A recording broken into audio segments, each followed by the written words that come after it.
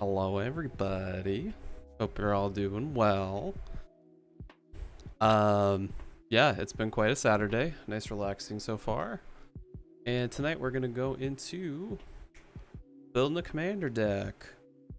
Normally this is something that's usually has been done on Sundays, as my wires get tangled. Yeah, usually something I did on Sunday mornings, but shifting the night to Saturday nights now. A little bit of Saturday night vibe, if you will. And yeah, we will see how it goes. I'm definitely pretty excited. Anybody watching this that's not super into Magic the Gathering, this is essentially glorified spreadsheet stuff. So if you don't want to hang out, 110% get it. But without further ado, let us get into it. So, as the title of tonight's stream might have led on, King Macar is who we're building. Had a pool of black legendary creatures that we had to pick from. All of it was voted on Instagram, which if you want to vote for the next one, those are all my infos down there. But anywho, King Macar reigns supreme, and King Macar the Gold Cursed is 2 and 2 black, so 4 CMC total for a legendary human. And simply just has Inspired. Whenever King Macar the Gold Curse becomes untapped, you may exile target creature. If you do, put a colorless artifact token named Gold onto the battlefield that has sacrifice this artifact, add 1 mana of any color to your mana pool, and it's a 2/3. Like always, I don't really pre-plan anything beforehand. I'll take like a couple notes literally right before the stream starts. So I'm thinking of making this into a mono black control archetype, really focusing on taxing our opponents, making sure they can't play creatures, so like having some sac effects actually might be nice. Sac team. So yeah, mono black control. I really want to try to abuse the untap ability of Inspired, because we can clear the board pretty quick if we're able to untap and retap King Macar over and over again, which is quite effective on the table. It also ramps us when we do, which is a nice added bonus. I'm thinking of maybe looking into some artifacts, because the gold is technically an artifact. That could lead some nice stuff with affinity cards, kind of niche, but could still come up. And as I said, extra emphasis on ramp, because I really want to try to get King Macar out as quick as possible. Normally in the past we've had to vote for budget, but I took a huge poll and the overwhelming majority said to set it to $69. So from here on out, the budget for any deck going forward, unless otherwise specified, $69. Nice. Anywho, as always, I put 38 off-color lands just to know that I have a bit to play with. I usually don't like going below 37, but 38 tends to be the sweet spot. So that's where I'm gonna start with. So, first I actually want to look at untap, because I think that's gonna be a shorter list to try to go through as far as abilities and cards are concerned. We want commander. Because we're on a bit more of a budget than usual, I normally don't filter by price. Actually, I think for untapping stuff, I'm not going to, because usually it's kind of expensive. And that's kind of kind of a big play if we're able to get some stuff that can untap King Macar. Or not. So let us see. Okay, untap target. That can be what I want. Let's do USD, let's do descending. Because I'm pretty sure staff dominion's like 30 bucks. Okay, it's 25. That's better than 50, but that's still almost a third of our budget, so that won't do.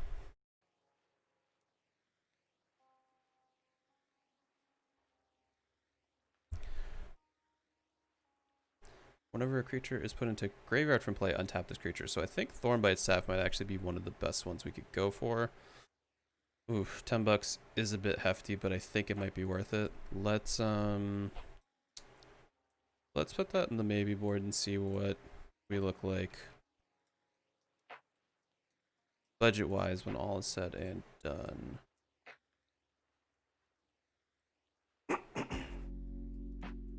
Apologies in advance. I'm a little flummy today. Had about 3 inches of unexpected snow yesterday, so the seasons have changed quite abruptly, which is not super fun. Thornbite Staff. Okay, we got that in there. What else do we have? Eater of the Dead's a creature, we don't care about that. 1,000-Year Elixir, that's also, I think, kind of expensive. Yeah, that's 12. We're not going to be able to have that and Thornbite. I think to where we're going to be having a control-y, sacrificey type theme, I think Thornbite Staff is going to get us a bit further along than 1,000-Year Elixir would. So I'm going to not worry about that. Fortunately, Thornbite's cheaper, even though the equip cost is a bit more. But that should be not a huge issue.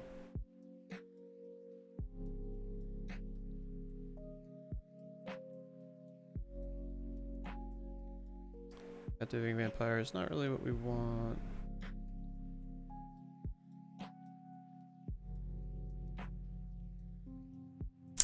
Can't use Mage Right Stone, unfortunately, because there's no cost associated with King Macar. Puppet Strings, how cheap are you? $1.82, that is more up our alley, so I believe Puppet Strings is gonna be making the cut for sure.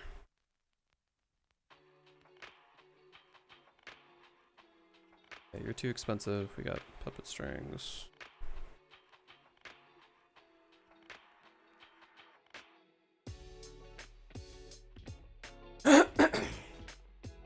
Excuse me. If we could turn King Macar into an artifact, Voltaic Key could work, but that might be a bit much. So we would be able to have 2 similar effects if we did Manifold Key and Voltaic Key. But, I only know of like 4 or 5 cards in black that would make that King Macar into an artifact, so I don't believe that's going to super be worth it. More vampire stuff. We're not playing vampires.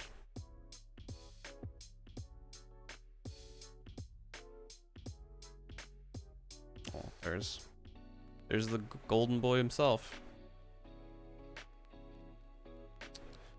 Uto Hexacomb comes into play. You may sacrifice 4 creatures. Tap an untapped swamp. That's okay, I guess. No.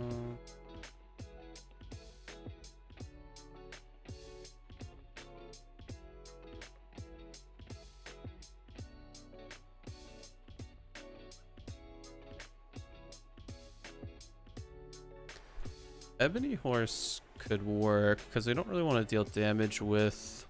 Ooh, and that's nice and cheap too. Because it's only a 2/3, so we're not going to really ever want to swing in with King Macar, especially because that's going to be a big value piece for the deck. So let's do Ebony Horse.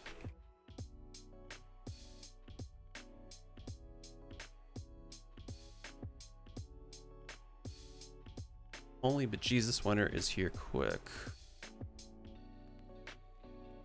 Fun fact, in 536 AD there was a worldwide dust cloud that blocked out the sun for a year, resulting in widespread famine and disease. Almost sounds like how 2020 is going. Also, hi Dice, how's it going?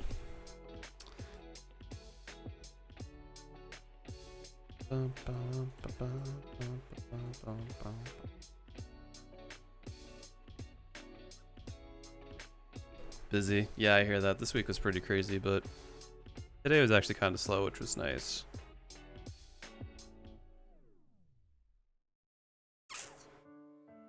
Ooh, tapping humans could actually be nice, because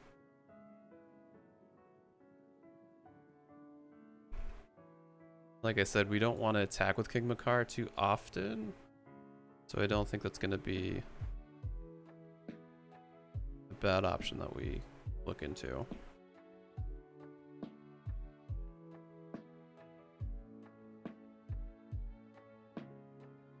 You should find ways to untap him. What I'm doing right now.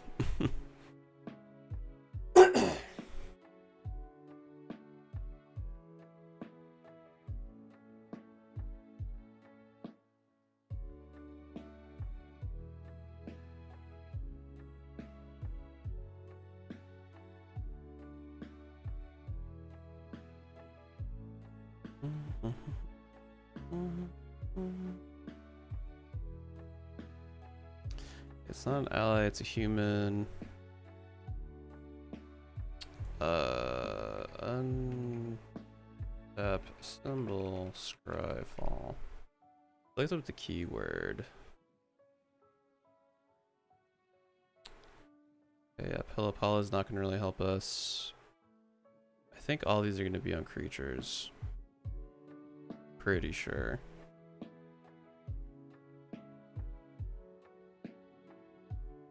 Which is a slight bit of a bummer. Yeah. How expensive is Umbra? Oh, Umbra Metal is only $5. Okay, that's definitely gonna make the cut.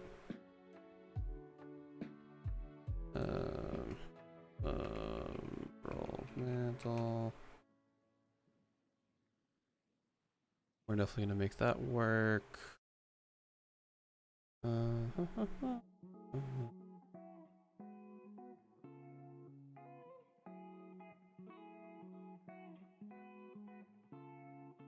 Puppet strings.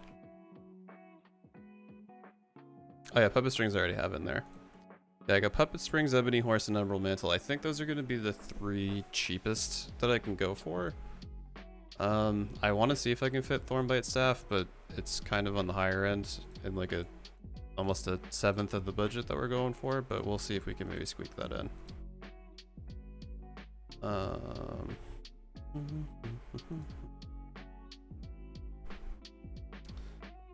Let's see.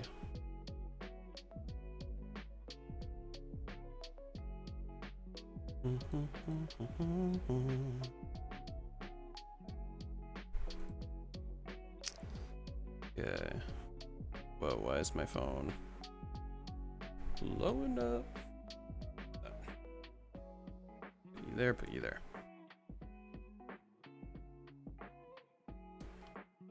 Okay, let's do black. Legal commander.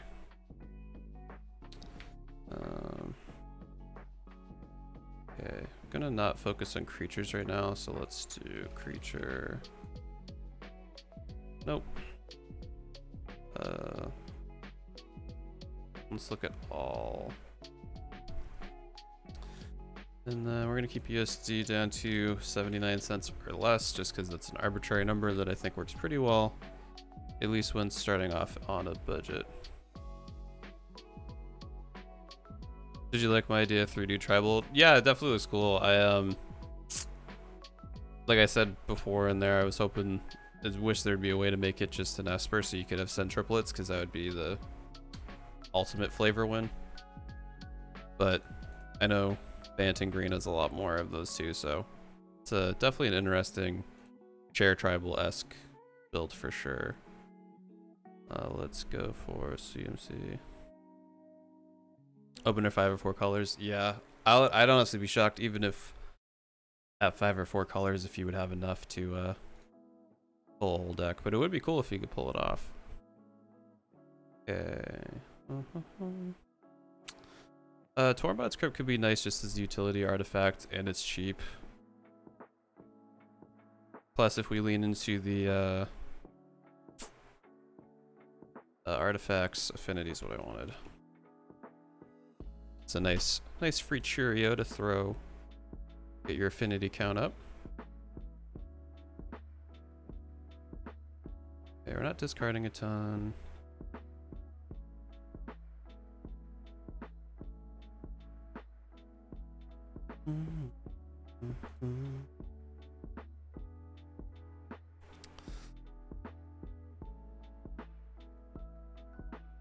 Nihil Spellbomb could be okay. I mean, it's paying for one for Tormod's Crypt, which isn't amazing, but Silent Gravestone. Ooh, Silent Gravestone actually might be pretty nice. Especially if we're against a graveyard. Graveyard heavy opponent. And if not, it's tap 4. Draw a card, exile all graveyards, and could also work for affinity.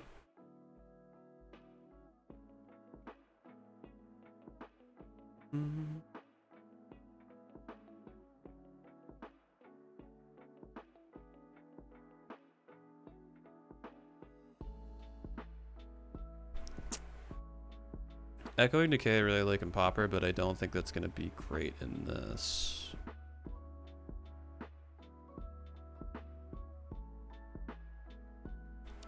I actually kind of like Legion's End a bit more. It's super niche to the point of not really working, but mostly I like it for getting rid of a bunch of tokens.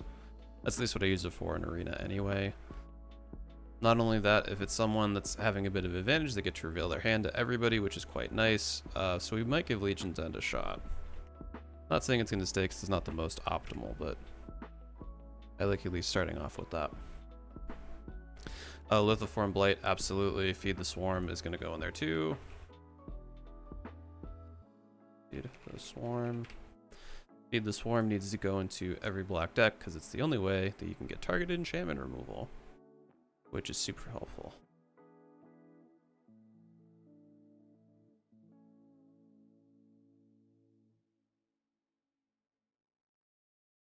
Nausea is not really super strong. Till end of turn, all creatures become black and all lands become swamps. That could have... I mean, we're going to be mostly playing swamps, so I don't think there's going to be too much asymmetrical stuff, but it could host somebody. We'll put that in the maybe board. That could be cool. Night Creep.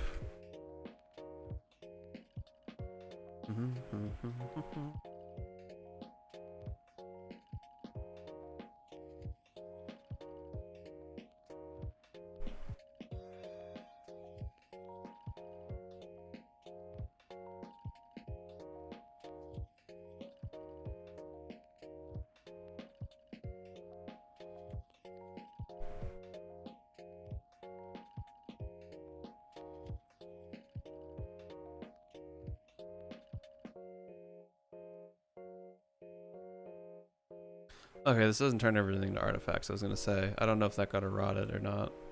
That would be quite good. Actually... yeah, they're simply without color. Does not print a spell or ability from adding color to permanents after this effect is applied. Okay. So basically that would just really hose affinity decks. I think, or... oh, whatever the hell the Theros effect's called that it cares. Well, no, because they'd still have the pips. Never mind.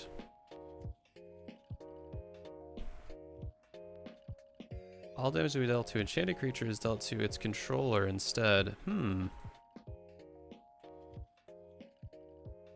Maybe we go for like a mono black. Enchantress sub-theme, maybe? What would I search for looking for cards for the deck idea? I think there's a way you can search on Scryfall to look for art and if certain things contain art.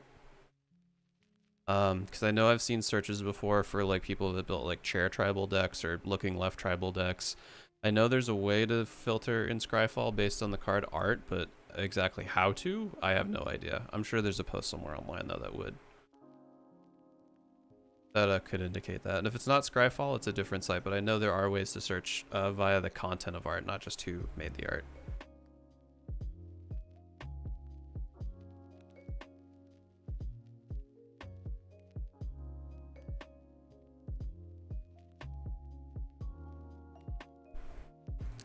Okay, Cry of the Carnarium's kind of nice. Mrs. King Macar, which is good. But I don't love that it's just 2/2. Well, all creature cards from target player's graveyard. You gain 3 life for each card exiled that way. Interesting. If we weren't on a budget, I'd play Dead of Winter, because that card is just like choice. Great 3 CMC board wipe.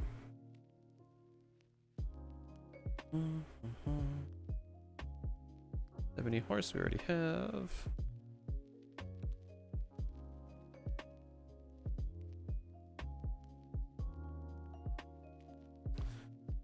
Force of Despair is that cheap? I feel like for a control archetype that's pretty good.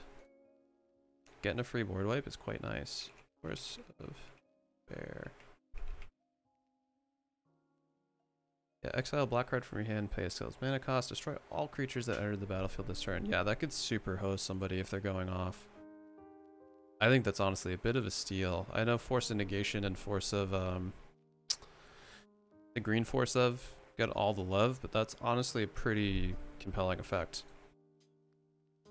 IMO TBH. Yeah, a lot of black stuff, at least in this price point, it's like multiple cards, which obviously, because Commander's decks, you can't have more than 1 copy of a card most of the time. That doesn't help us out a ton.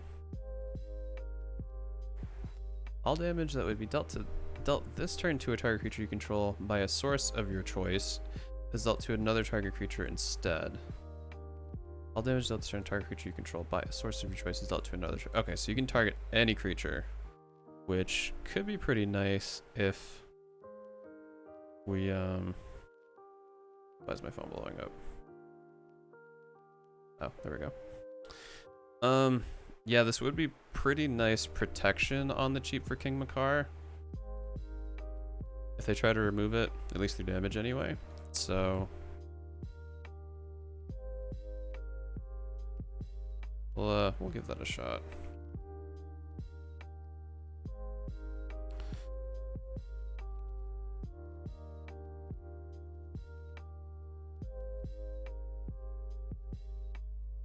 Jandor saddlebags. I'll put that in the maybe board and see where we end up.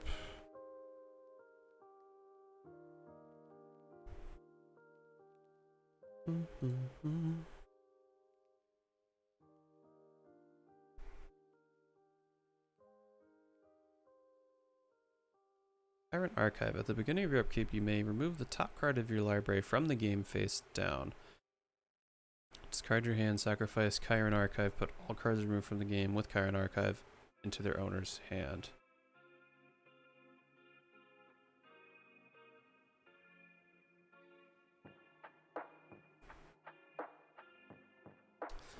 Thousand Year Elixir is a bit too expensive. It's pricier than Thornbite Staff at like 15 bucks ish. So I'm probably not going to include that one. But I'll put Onyx Talisman there too.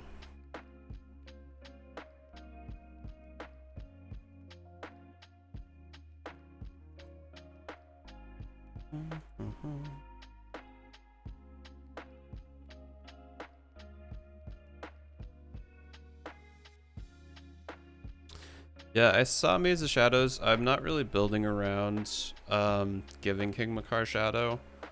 So I think 6 cards, if I do throw both of these in, will be a good enough number for me for untap effects.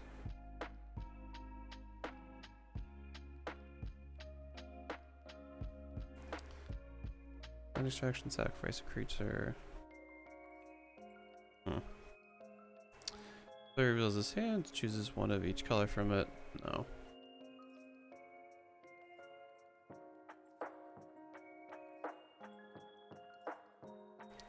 Okay, Parallax Nexus is kind of weird. Don't love it. Retreat to Hagra actually could be nice because we could give King Macar Death Touch so they don't want to block it, which could be pretty cool. Life and you gain 1 life.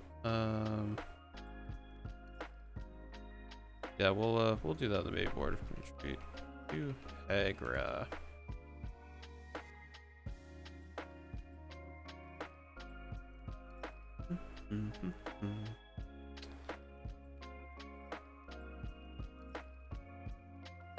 Sunstone's such a cool card, but we don't have the budget for snow lands. Player turns those cards to his or her hand.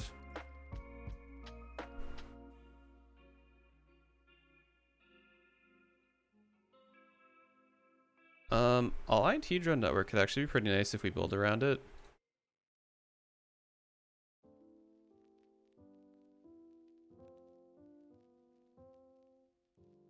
It's right at a great CMC cost, and we make sure all our creatures have less than 5 power. It'll be pretty nice.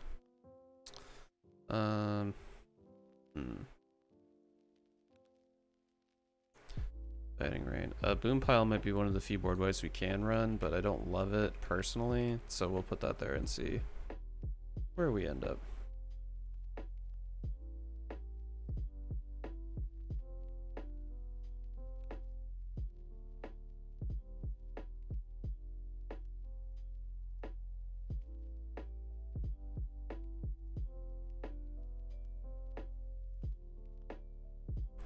Languish is pretty strong, but it hits King Macar, which I don't love.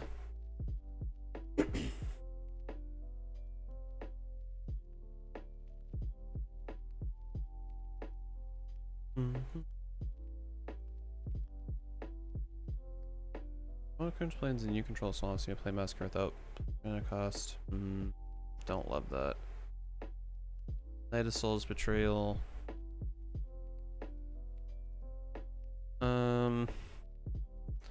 Knight of Souls Betrayal could actually be okay. That'll be a maybe. Because if we throw in some stuff like that lower CMC for Phyrexian, that when it dies everyone else sacrifices something, and like creatures that have minus or 1 toughness, we could kind of abuse that pretty nicely. And it still puts King Macar down to a 1/2, but it'll be nice. King Macar's 4 CMC, Ritual Soot hits 3 or less, so I do like that for a board wipe. At least for an option anyway. Still cannot believe they put Ravenous Trap into rare. That was kind of crazy they did that. What's a good female commander for this wacky idea? Sun Triplets was the only one I could really think of off the top of my head. I guess you could do what the heck's their name? Seskia the Unyielding, because then that gets 4 colors. You wouldn't be able to have access to blue though. Yeah. Yeah, I would say if you're going 4 colors, Saskia would really be the only option. If you wanted to go 5, I guess you could do Sisei could be nice. Najila could be nice if they're warriors. General Tazri, the old or the new one, could be cool. None of the slivers would really work, even though there. If I had to pick one, I'd probably say maybe Sissy Weatherlight Captain would be my choice. So I'm playing 5 color then. Yeah, unless you're cool with dropping blue. Which a lot of the ones you shared seemed like they were in blue, so I don't think you'd want to do that. I think you're kind of stuck at going for 5 color.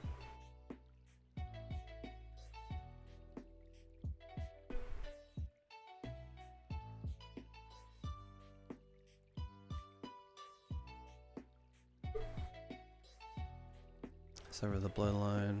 Nope. Seer Sundial could be a nice way for us to draw cards, but I don't love it. Why is there motion detected on my porch? There's someone here. Hello. Hello.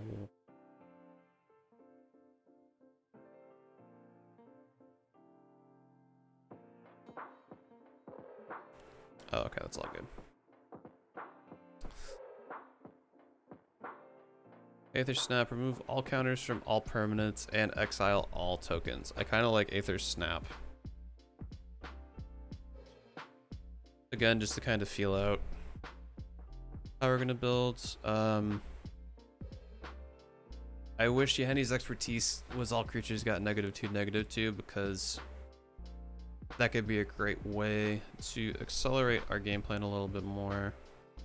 Lich's Mirror is nice and cheap. Let's Lich's Mirror. Hi Matt. Hey Hazza, what's going on? Thank you for popping on in. This is kind of boring if you're not in Magic the Gathering, so if you don't want to hang out, I totally understand, but I definitely appreciate you popping in and saying a howdy anyway.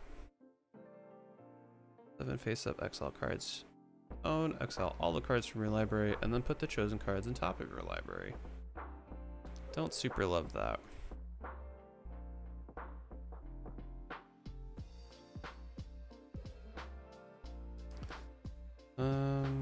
Deadly Tempest is kinda... I guess that could be a budget. Oh my god, I always forget the name of this card. X Life. What? Oh, because I need to go to looking up the X Life. Or no, it's pay 3 life X times. No, it's... Okay, well anyway, the one from Our Devastation, that could be a nice alternative, so we'll do Deadly Tempest. I'll be lurking, have fun. Thank you, have a wonderful lurk. Like I said, appreciate you saying a quick howdy. Just...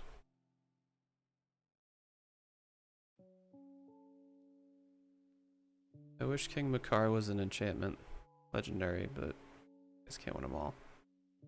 Of course. Aww.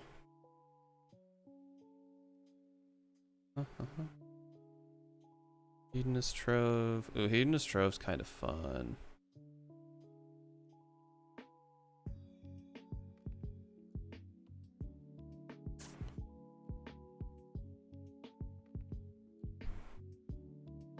Collision. Sacrifice creature. X sacrifice creature's power.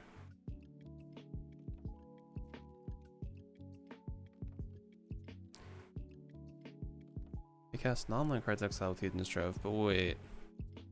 Doesn't it not turn it into the color you need?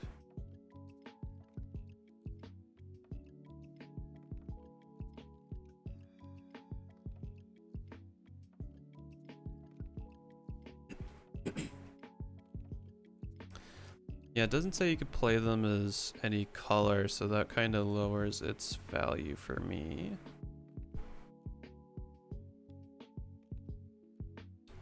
Exile all creature cards from target player's graveyard in a face down pile, shuffle that pile, then manifest those cards.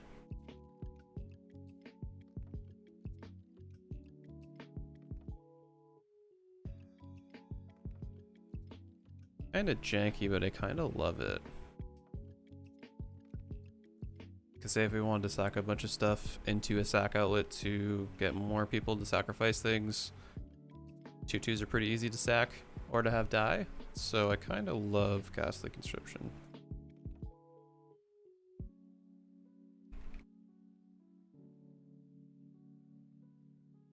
Okay, let's see what we have.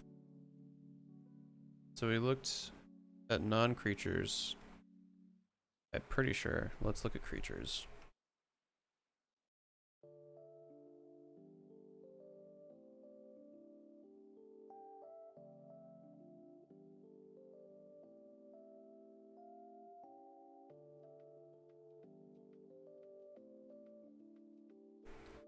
You may sacrifice creature. When you do, choose a non-land card name. Then target player reveals their hand and discards all cards with that name.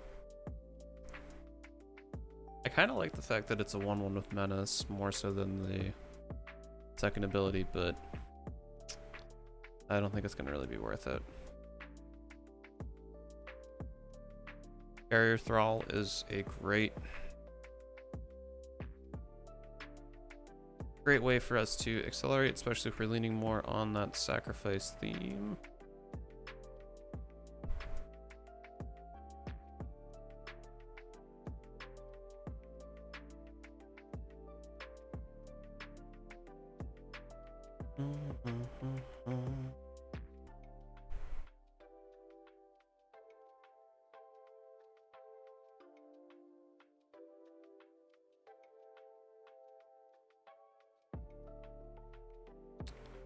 Cyclave Shade I don't love. I don't think it's going to do too much for us.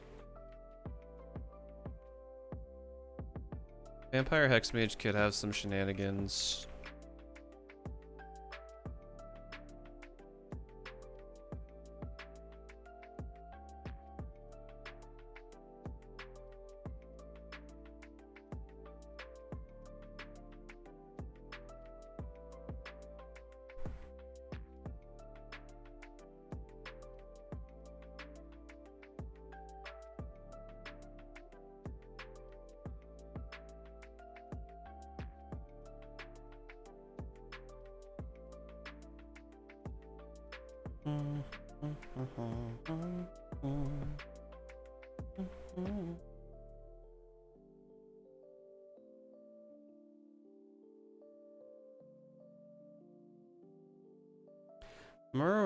Mirror, I should say, Welder is kind of nice. But I don't love it.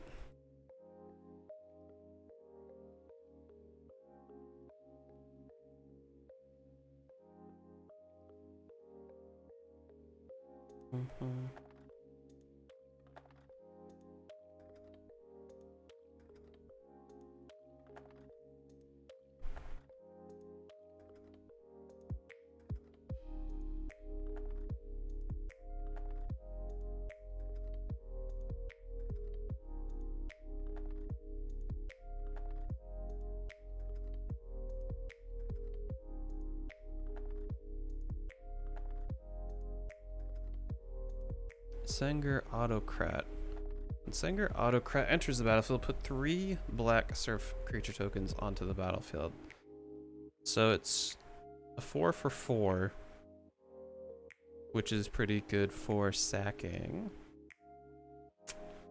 I don't know if I want to go that heavy into the sack theme though.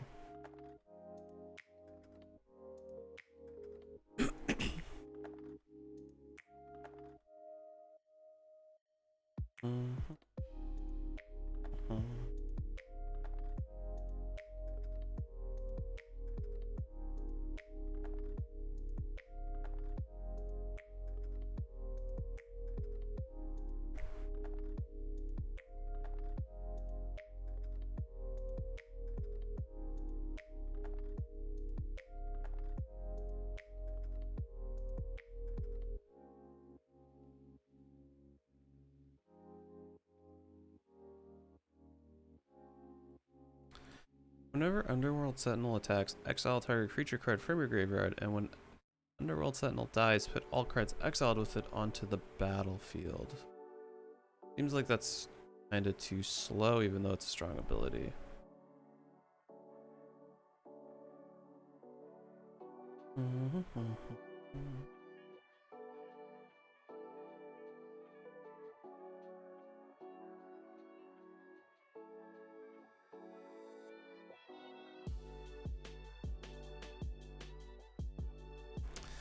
Okay, that was basically it for creatures. So let's see. How are we stacking up so far?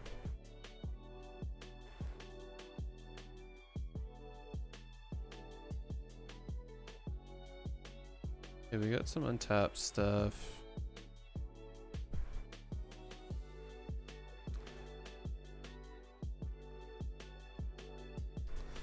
I wonder if there's something we could do that focuses on move counter.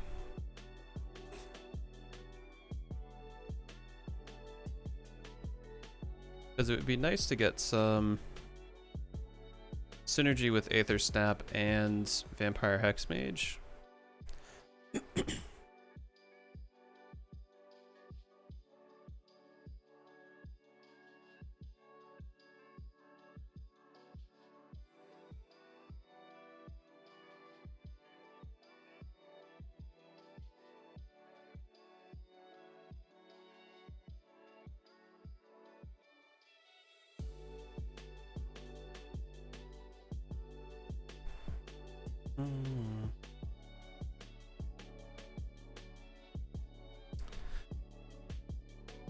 Midnight Oil. Midnight Oil enters the battlefield with 7 hour counters on it.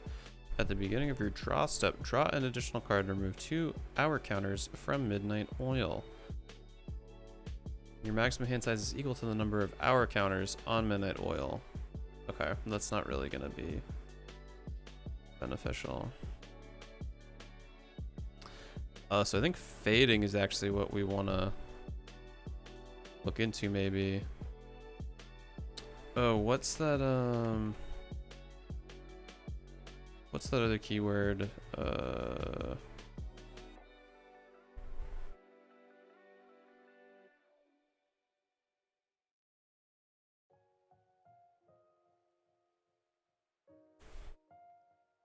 Where are the key to? Is it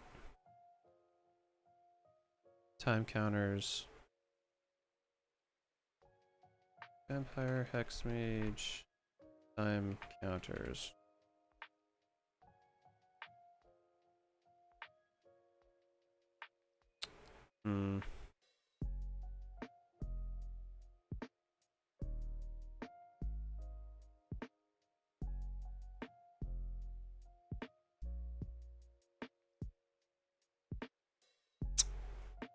That's a shame. I was hoping to be able to do some broken stuff, but fading could somehow be something to look into. Fading?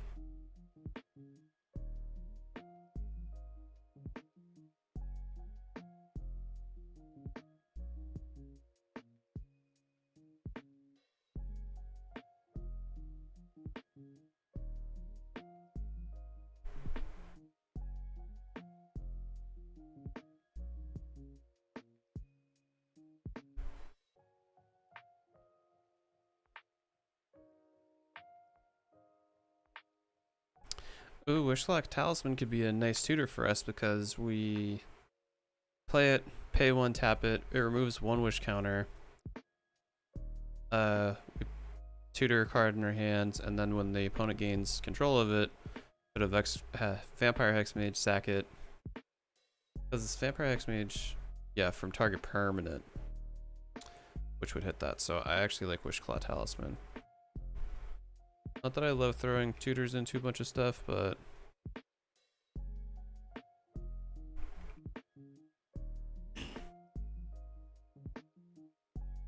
Matt, yes, Dice, what's up?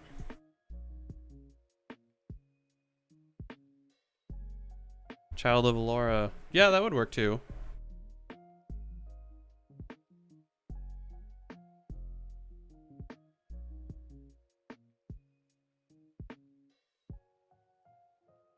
I never really built around Child of Allura before though, but basically, actually didn't that get super pricey because they changed how the death triggers work on commanders? 3 men and a baby. Oh, that's pretty good. Yeah, I think Child of Allura got expensive, but I might be wrong. Okay, remove counter.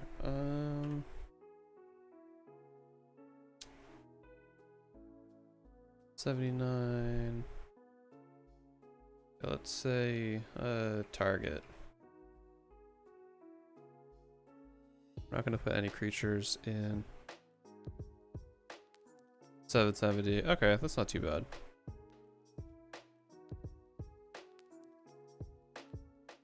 Let's focus on instants.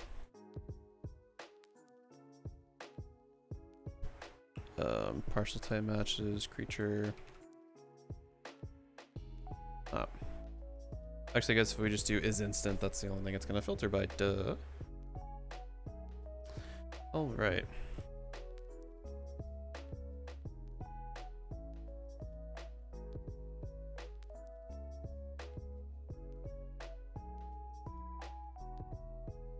Go. Generate it, you lose 2 life.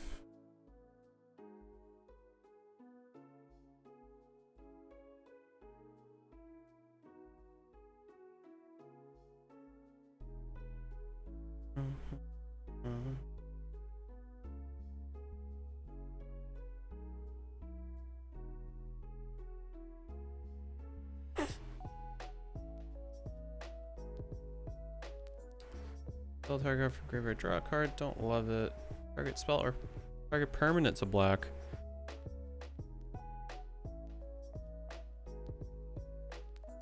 What a strange card. Ooh, Defile's really great. Cheap targeted removal. It only gets better over time. Urbosa's intervention could be nice. Urbosa's intervention.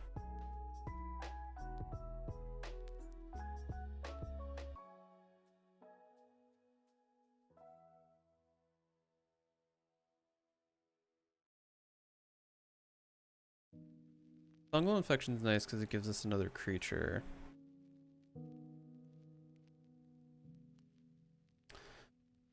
Exile target colorless creature, you gain life equal to its power. I mean, I guess colorless creatures are Eldrazi or artifacts, which could be somewhat helpful in a pinch.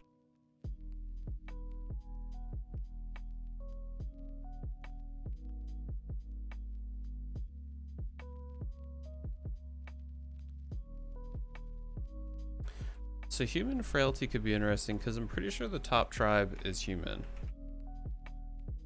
It's according to EDH rec, if I'm not mistaken.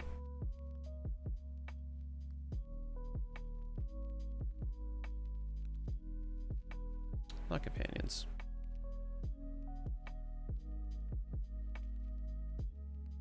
Okay, wow, humans are a lot lower than I thought. Interesting to see dragons is at the top by quite a large margin.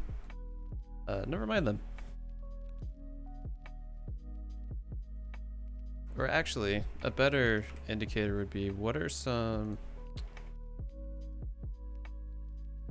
advanced search, human, creature. Let's look at the EDH rec top.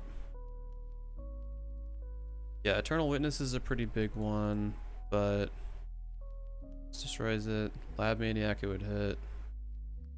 Some different stacks pieces, ramp, other annoying things. Hit Snappy, which would be nice. It's a decent amount of commanders. Through the guard. Okay, maybe I do like human frailty actually.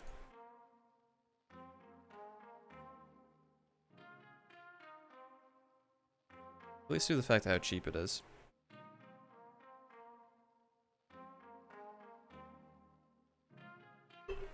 So I think cards like Malakir Rebirth is actually going to be great.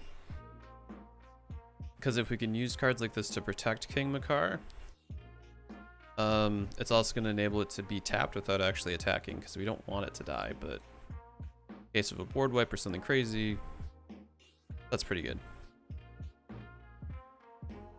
And it's a land on the other side.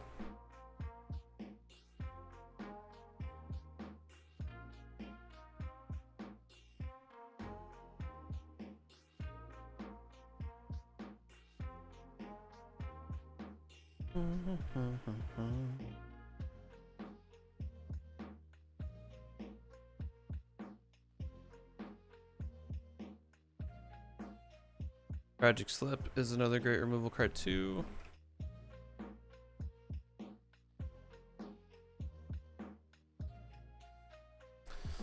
Supernatural Stamina could be another one.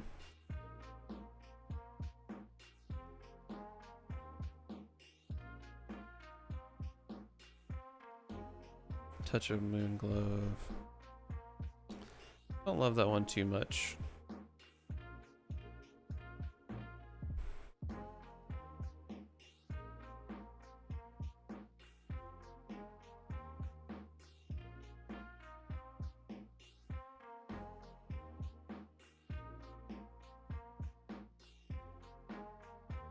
Abnormal endurance is a bit pricey, but I don't hate that either. Cast down, great removal spell.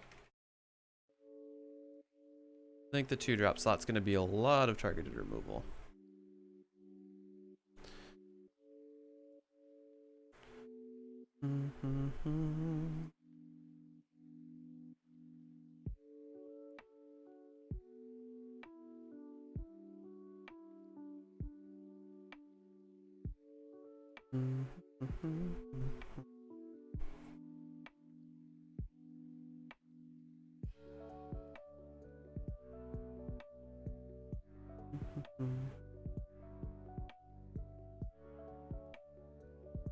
Devour in Shadow. Destroy target creature. It can't be regenerated. You lose life equal to that creature's toughness. You don't use regenerative effects a ton, though.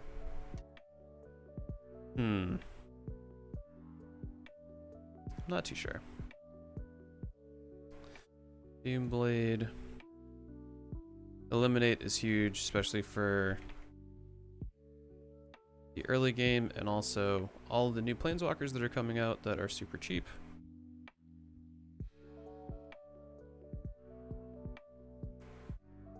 Grasp of Darkness is another okay one. I don't think we'll include it. I like having a Defile in instead because it just has more upside and it's one less CMC.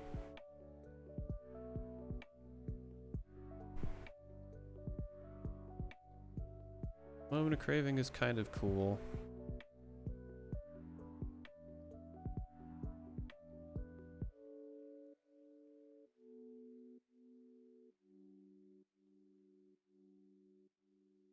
Rush of Vitality. Gains lifelink and indestructible until end of turn. Rush of Vitality, that could be nice. Rush of Vitality.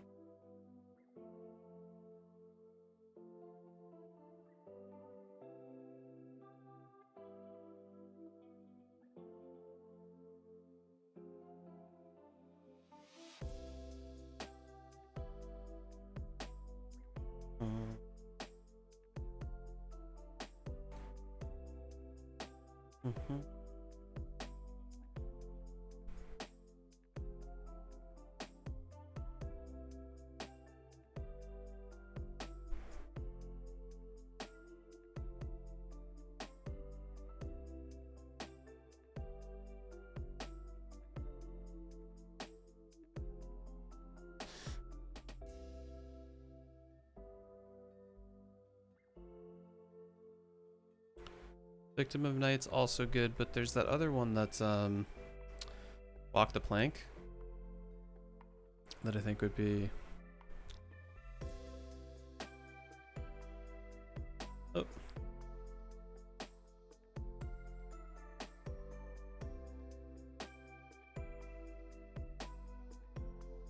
Yeah, Walk the Plank must be... Because it's technically better Victim of Night, so that makes sense why it's not here. So we'll do Victim of Night. Oh.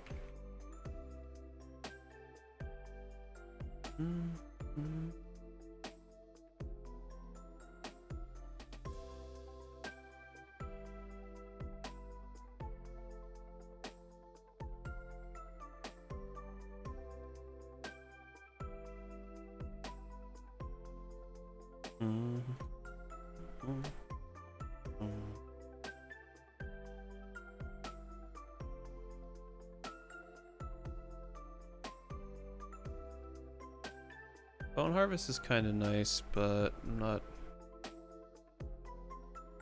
really focused on that too much, I don't think.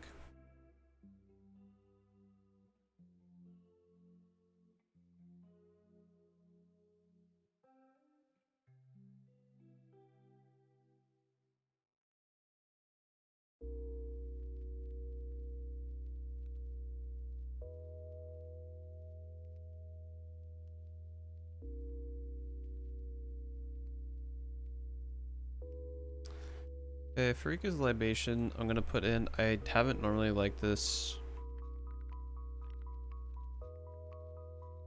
too much, but the fact that black doesn't have a ton of options of dealing with enchantments, we can't kind of put all of our eggs into just the feed the swarm basket, so to speak. So it's nice to have at least one more option in there.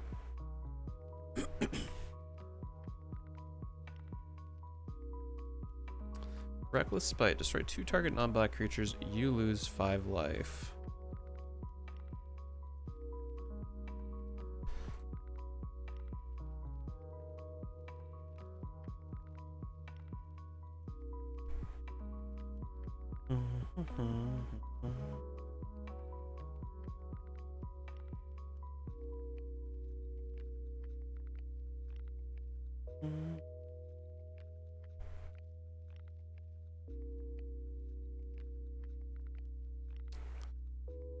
Lead to Extinction is another great removal.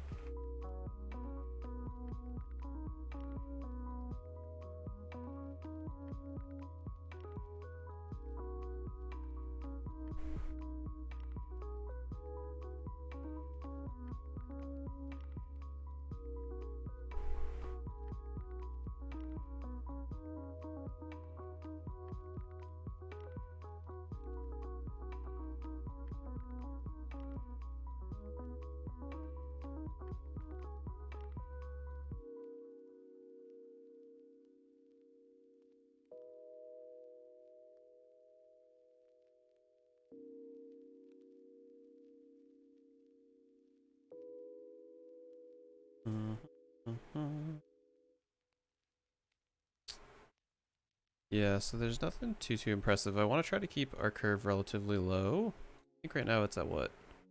Yeah, okay, it's pretty too heavy, which I like. I honestly wouldn't care if we topped out most of our curve at 4. That's right where King Macar is. Let's see. The Scour from Existence, even though it's super expensive, it's probably going to be the only way we can actually exile anything. Including land, including what have you, so I think we might need to put it in. What's... Oh, that's pretty expensive, but okay. Scour from Existence.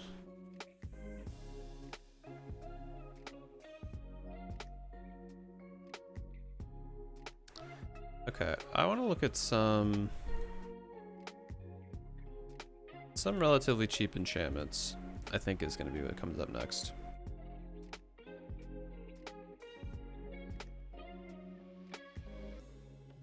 But I don't want auras, so let's filter out that. Beautiful, 155. We love to see it. Ooh, almost just knocked over my water. That wouldn't have been good.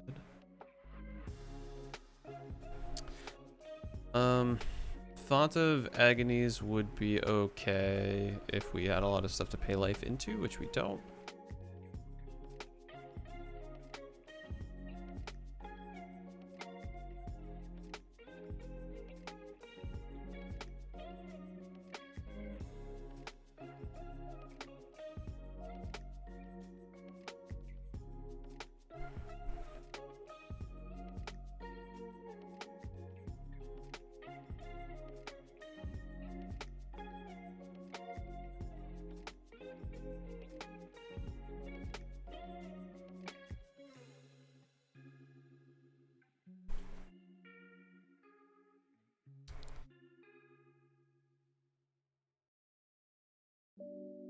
If we were doing stuff with Madness, Tortex would actually be really nice, but I don't think there's going to be enough in our price range.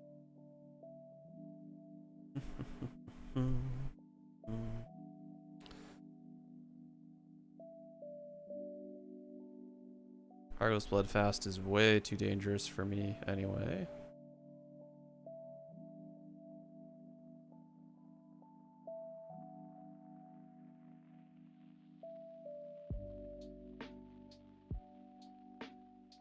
Circle of Affliction could be kind of a nice niche anti group slug card, but I think that's gonna be way too narrow for this.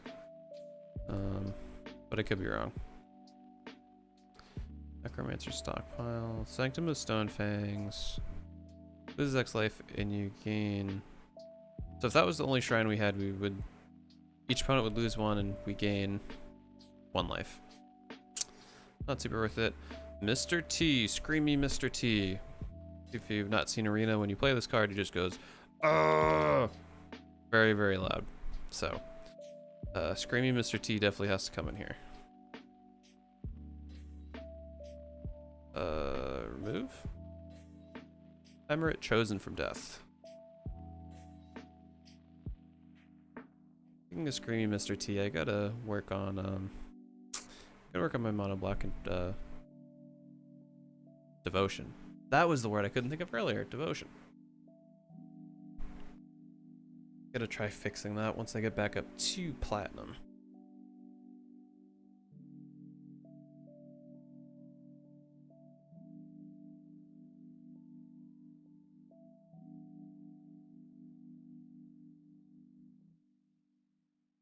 Ball Shrine. Whenever a player plays the spell, that player discards X cards. Oh, X number of cards the same cost. Eh. The top card, your library. Yeah, that's kind of like a cheap Bolas' Citadel, which I don't hate.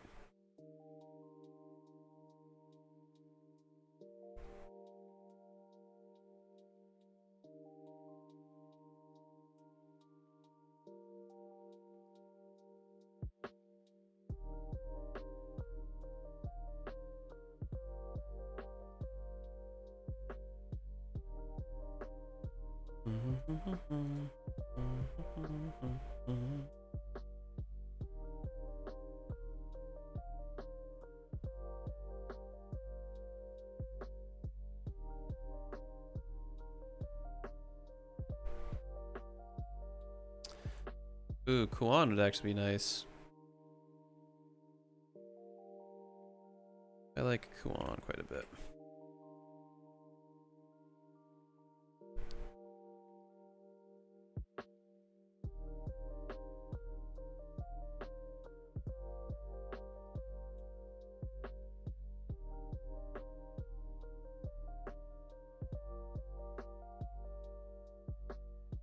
Oddly specific Abzan enchantment, okay.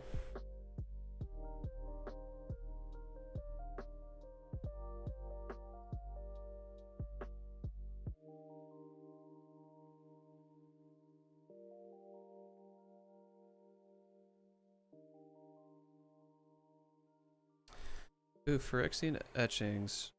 At the end of your turn, draw a card for each age counter on Phyrexian Etchings. Ooh, that actually could be a... Wait. Oh, cumulative leaves only couldn't keep it. Okay. Yeah, we don't have a great way to keep abusing that, so I don't think it'll be worth it.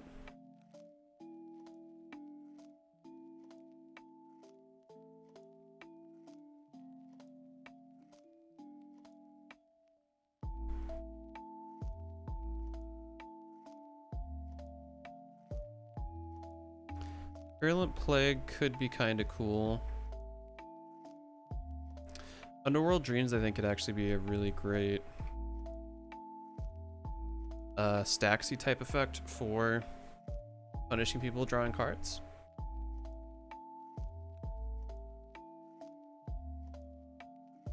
Because notably it hits anybody drawing a card at any time for 1. And people certainly love to draw cards in Commander. That's for darn tootin'. Heckin' sure.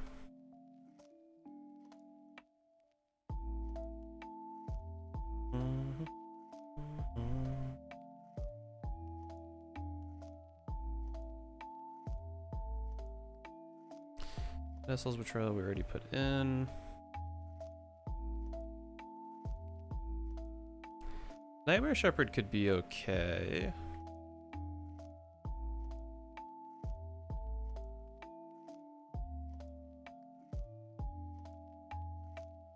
Big maybe on that.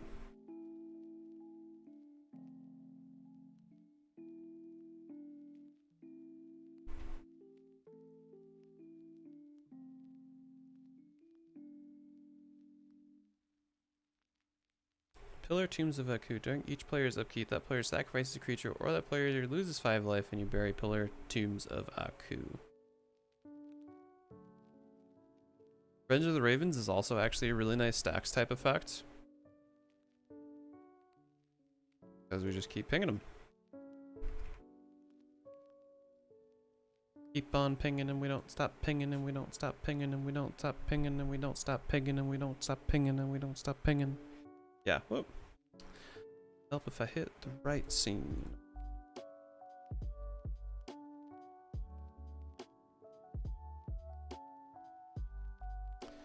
Ooh. Triskaidekaphobia. Triskaidekaphobia. Yeah, that's what it is. That is quite a fun one. Which, if you don't know, triskaidekaphobia is the fear of 13. And if I open up this lovely art crop, where is? Yeah, so if you look at the art crop, there's 13 items here, 13 pieces of a broken plate. I believe, count these, 1, 2, 3, 4, 5, 6, 7, 8, 9, 10, 11, 12, 13 little bolts on the rivet of that. There are 13 wood logs in the fireplace. Pretty sure if you count all the boards on each wall, they count up to 13. So, same thing I think with the branches, they add up to 13. Just impeccable attention to detail.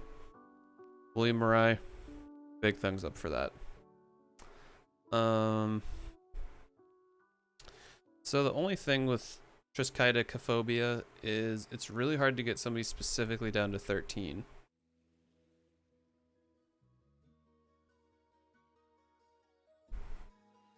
But I guess if we're going to focus on pinging a lot of things, it could be a way for us to solidify. Well, no, because the only thing is we'd have to make sure to have an odd amount of, like, we'd have to make sure to only have one effect that pings everybody each turn. Yeah, I don't know. Is there anything in EDH rec that, like, specifically helps with this? Because if there's like 4 or 5 cards, I'd honestly probably consider it.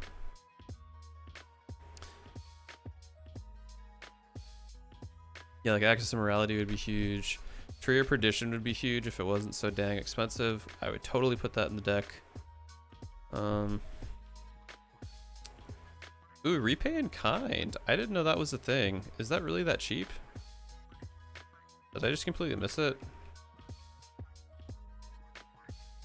Repay in Kind. Because that could be a really nice win con for us. No, it's $1.51, but I think we're going to be low enough that we could include that. So let's actually put that on the maybe board. Repay in Kind. Yeah, and it's mostly just, yeah, I think in Orzhov it's a better color combo to really control the life totals, but yeah, I don't think we're going to be able to make that work.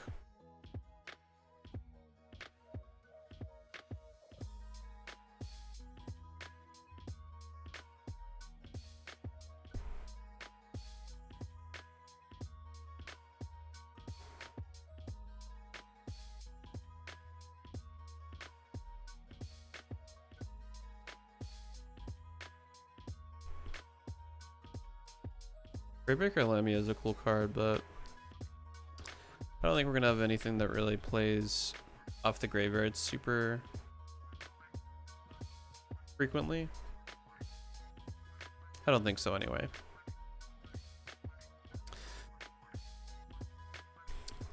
Null Perfusion. Skip your draw step. Whenever you play a card, draw a card. Your maximum hand size is 2. That's honestly weird enough I might want to throw in. Maybe. Oh. If it's one thing I didn't mention before, I'm actually going to be building this deck because I got a King Macar in the mail. Sort of as a celebration to the new phase of the building streams. Whatever I end up building tonight, I'm going to build, and it's going to be my mono black deck. So I'm actually going to be careful that it's something that I want to play. Painful Omen, that's kind of crazy. Price of Knowledge. Holy crap. If there was ever some card art to have for Halloween, that's some creepy shit right there, man. Why'd you gouge your eyes out? Good God. Price of Knowledge. Players have no maximum hand size, and at the beginning of each opponent's upkeep, Price of Knowledge deals damage to that player equal to the number of cards in that player's hand. Again, Commander players love drawing things, so I think this actually might be really nice. Price of Knowledge. Again, it's a bit higher on the curve, but I think that might be worth building up into. Okay, what's next for mono black control? I guess sack theme kind of fits into that, so let's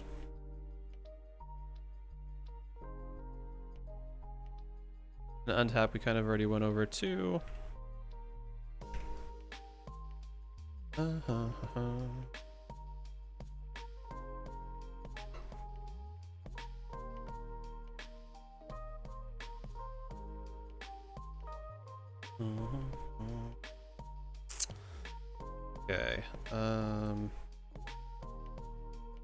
Alright, so we're already up to 80 cards. We're up to quite a few. But we're only at 28 bucks, so I'm pretty stoked about that.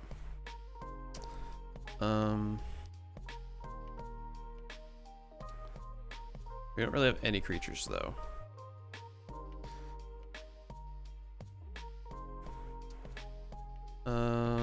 I look at some of the more wonky stuff. Like if we see what fading shows up with.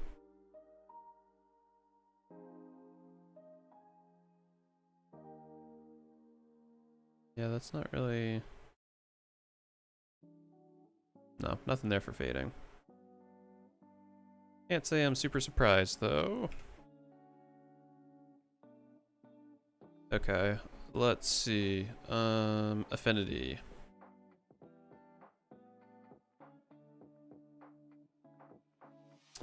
Play a whole lot of not great stuff as far as affinity is concerned, so we probably won't go for a big artifact sub-theme. Because affinity is dang good, and all the good cards are super expensive.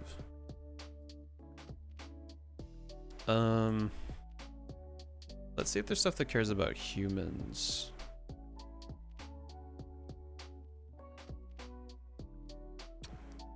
Okay, so we don't want vigilance because the keyword of vigilance causes things not to tap, which means they can't untap, and we really want stuff to be able to untap King Macar. So those are no's.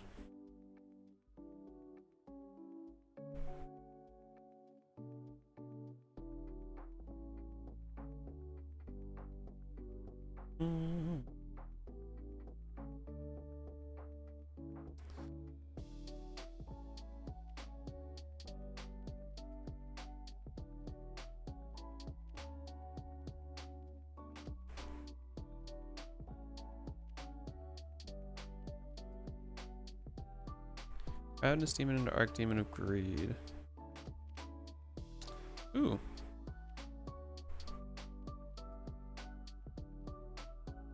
The Silver Inlaid Dagger could be somewhat interesting because we would be able to make King Macar a 5/3. Not that we still really want to swing in, but it's an option for sure. True Faith Sensor. Nope, don't want vigilance. No siree, bam. Don't want counter on village cannibals. Okay, nope. Is convoke even a keyword? I should know the answer. Oh, okay. There's a few things that do convoke. Because convoke is another great way to tap King Macar without attacking, because we don't want it to die. Let's do CMC.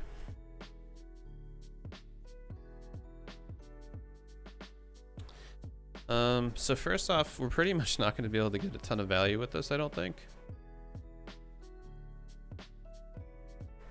Not unless we do mono black humans, which I don't think is a tribe that has a ton of great support.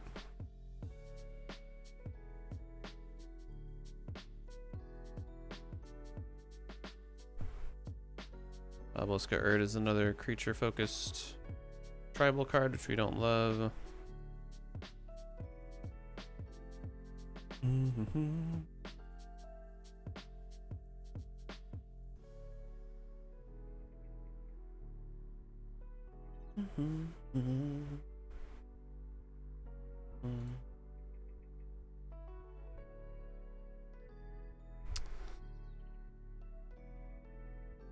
so tapping's not going to really help us out too much. Honestly, I think I'm kind of fortunate that we're at 80 cards and we have like 40 bucks left to play with for free. 30, well, 39-ish. Well, no, actually 40, because we want to get as close to a 69 as possible without going over.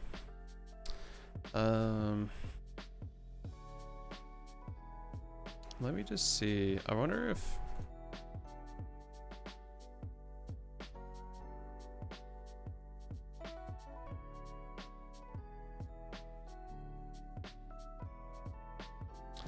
It's not like really...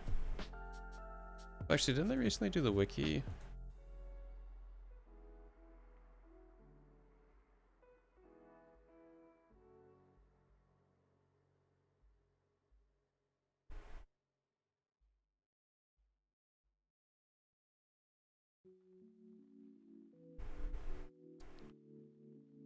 Okay.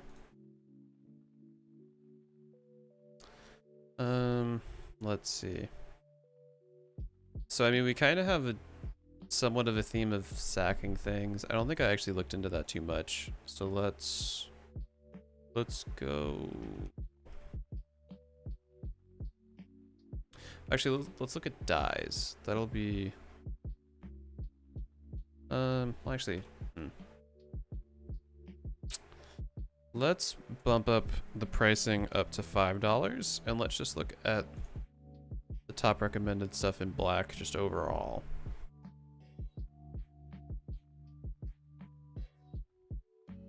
For some reason, I'm kind of drawing a blank with how I want to build this. Also, no, I want... Well, actually, I guess having colorless isn't that bad, too.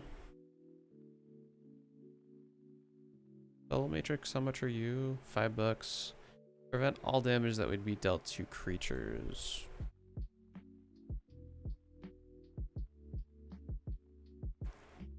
Did Umbral Mantle slip in? Yeah, it did.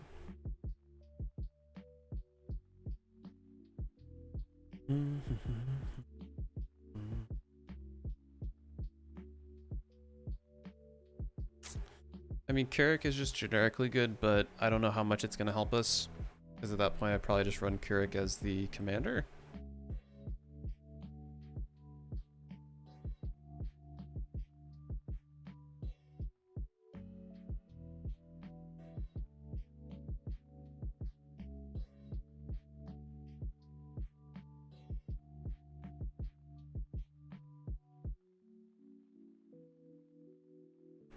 Yeah, Ad Nauseam is a great one. We can put that in.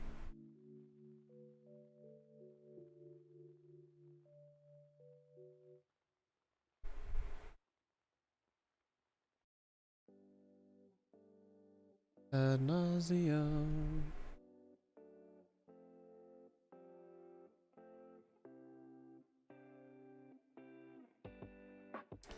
Black market, sure.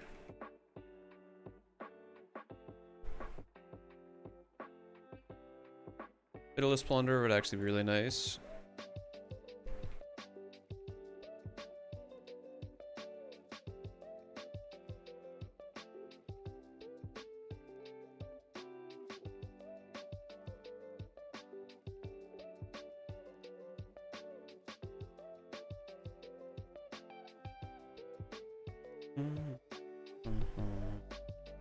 Collective Brutality is really nice.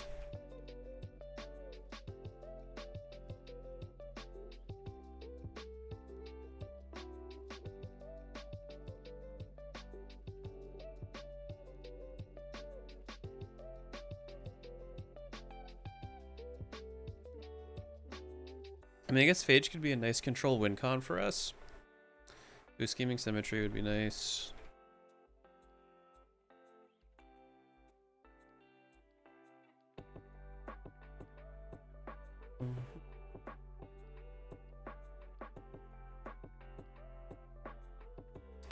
Tainted Remedy's that cheap.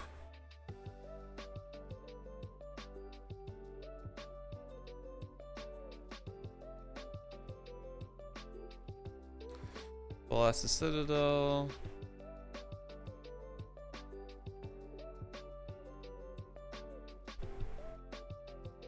Slaughter Pact is always nice. Slaughter Pact, not Slaughter Pack.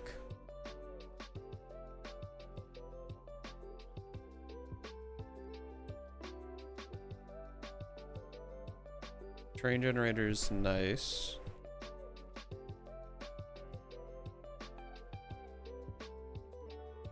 How are we looking at price now? Oh, we're up to 66, okay. Slow down. Only added like 7 cards. How much is Culling the Week? No, let's do Culling. Actually, no, we won't be able to do Culling the Week. Let's see. USD less than 0.79. Black.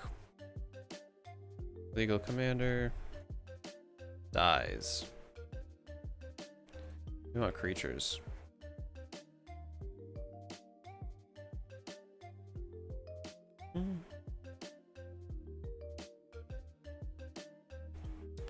We're gonna go CMC.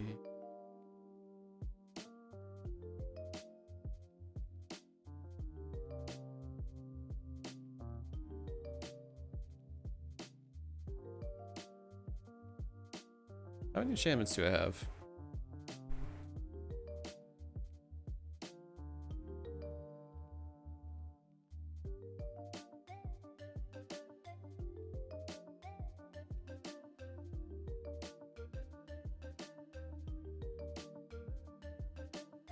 Okay, so I don't really have any auras, which is fine by me. Abyssal Gatekeeper, absolutely.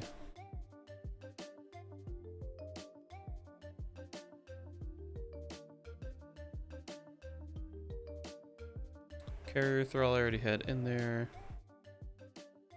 Dire Fleet Hoarder, sure.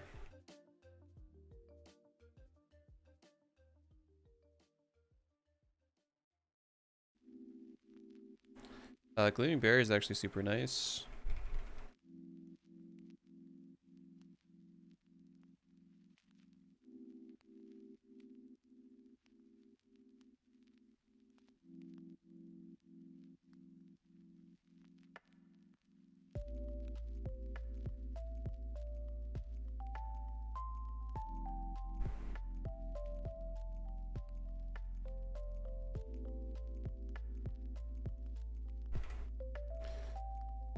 Teleport Cutthroat's pretty nice if we're going to be focusing on sacking stuff.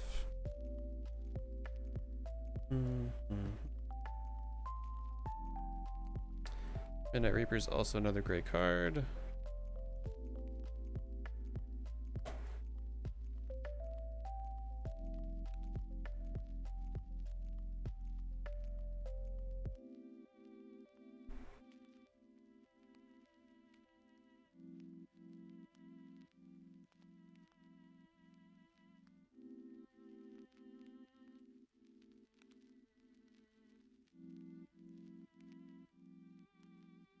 Okay, a Cursed Witch would be nice.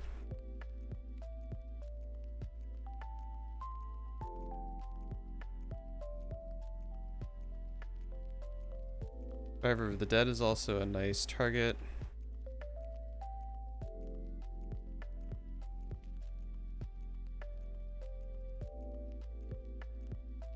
Probably wouldn't go much higher than this, I don't think.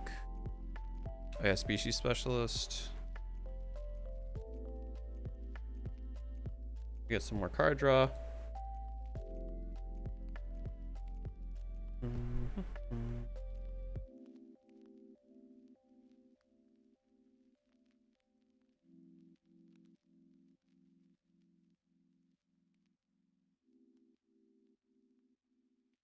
Gristlegrinner, what a weird card.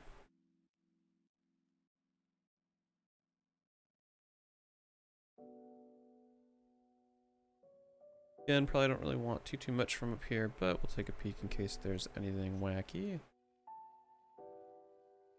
Thieving Amalgam's a good card, but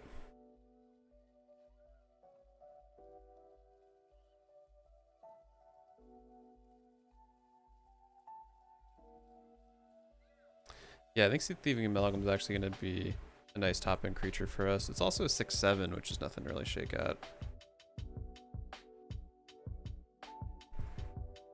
Damn, and we're still not even there.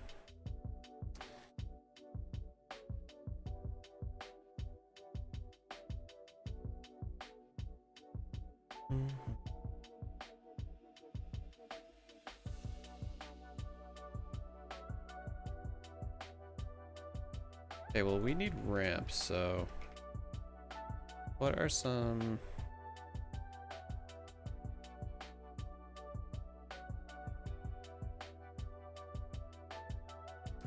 Oh, that's right, these are generically good ones.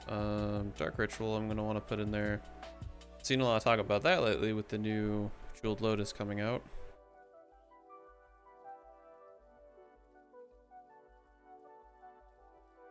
Okay, 97. I guess I guess I also have to consider the printings of everything. Might be able to shave off a few more dollary dues. Maybe not though. We'll end up finding that out on our own.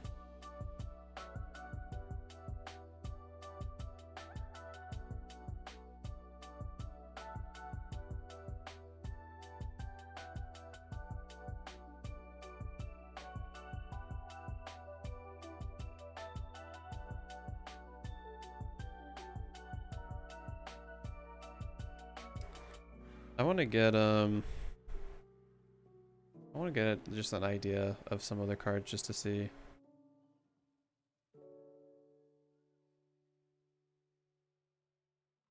Yeah, like Crypt Gas is super good, but too expensive. How much is blackmail? I'm gonna assume too expensive. Oh, that's actually not too bad.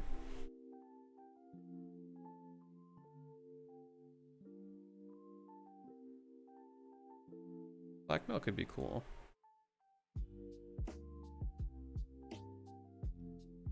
Not going to reinvent the wheel or anything, but that could be a nice effect.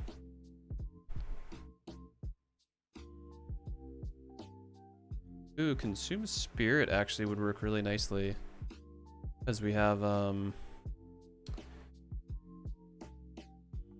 Treacherous Link. So if we used, like, let's say it's super late game and we use Consume Spirit on a target creature, not only would it hit the creature, actually no, I guess it would just end up going to the player anyway. Never mind. How much is Consume Spirit? Guessing cheap. Yeah, Consume Spirit is very cheap. So that could be potentially a nice win con too down the road.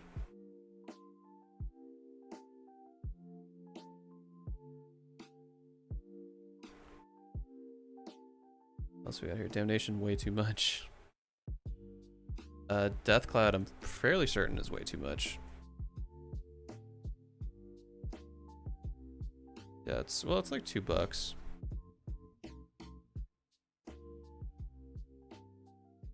I mean, Death Cloud could be worth putting in though. Death Cloud. Because I'm gonna have to probably cut some of the pricier stuff. Just kind of reading the room. Intitorak. I don't want a ton of...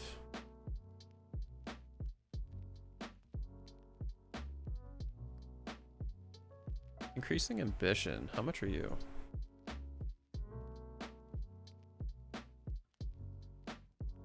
Okay, you're $1. You're not too bad. Like, what about the tutors I have? What would I get rid of?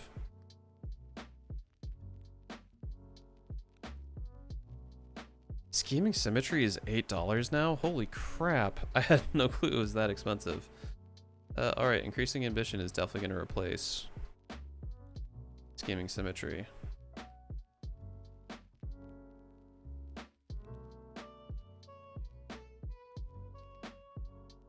I was like wondering why our budget got so like askew out of nowhere.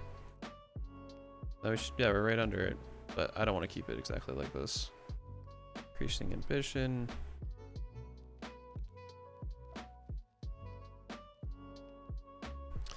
Mutilate's too expensive. Knight's Whisper is going to be too much. Yeah, Read the Bones. Sign the... I guess I should have Read the Bones and Sign in Blood, because those are definitely going to have to make it in, because we need card draw.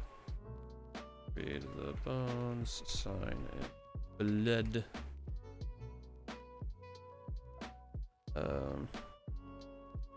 Sinkhole I think is a bit expensive. How much is Smallpox? I love misspelling things wrong. Smallpox. Oh, it's only 30 cents. It's not too bad. The only thing is like it hurts everybody at the table, but if someone still ramps out, they're still gonna win, like be arguably considerably more ahead. Because losing a land in mono black, we don't have a great way to come back from that.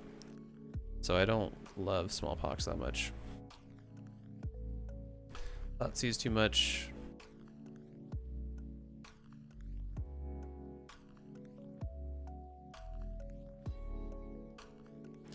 I wish we could run Yawgmoth's Will. Holy crap. Cabal Ritual, how much are you?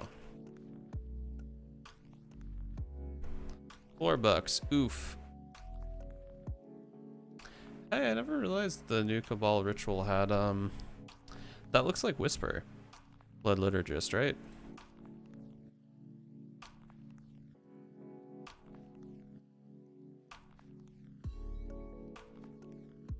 Yeah, that's totally like, maybe like... That has to be like a older Cabal or older Whisper. Whispers are pretty cool commander too. I wouldn't mind building around them someday. Arguably, they'd probably be better for a control type build, but it's fine. Cabal Ritual, like I said, probably gonna be too much.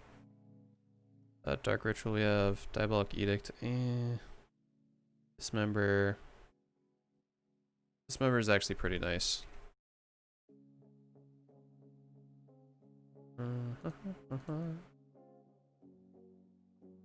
It's kind of crazy to me they only run 3 creatures in this deck. Hero's Downfall. Some Mischief is sick. I wish I could run it. How much is Hero's Downfall? Because that actually...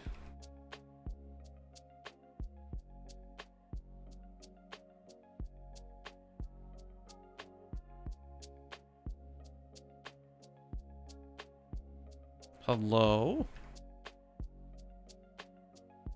Yeah, okay, it's like $2 because black doesn't have a ton of ways to just get rid of a planeswalker. Fate Reforged Clash Pack. What in the heck are you? Oh, snap. That's where a nice Courser Crufix is.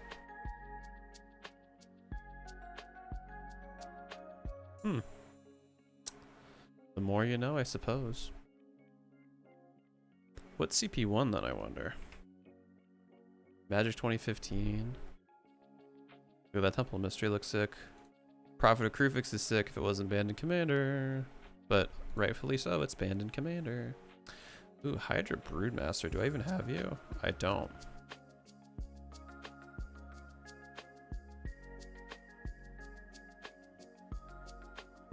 Interesting. I wonder if there was a CP3?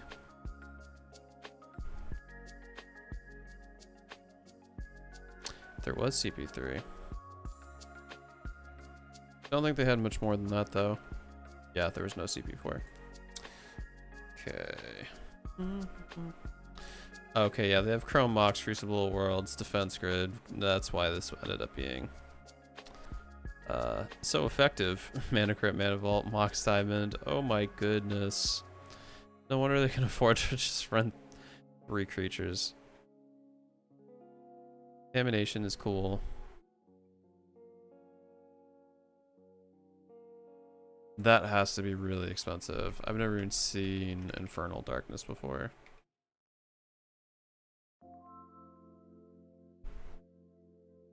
Oh, it's only... What? Cumulative upkeep. An age counter is permanent, then sacrifice it unless you pay its upkeep cost for each age counter on it. And it says, if a land is tapped for mana, it produces black instead of any other type. So that could really put some people far behind. I think Infernal Darkness could be worth putting in. Because then that's also another benefit for our counters remover stuff. So I think that would be nice. Ooh, Leyland of the Void. I think they got a lot cheaper with the new reprint, so that actually could be putting in. It's still $5.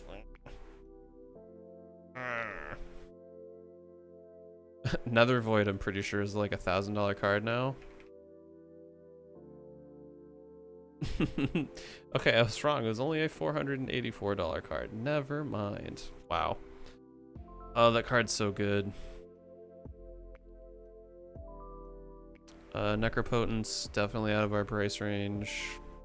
Oleana of the Veil, all of these are definitely out of our price range. I guess Buried Ruin could be okay, right? Because what do we have artifact-wise? We have some important ones. Actually, we have a lot that would just untap all of our stuff.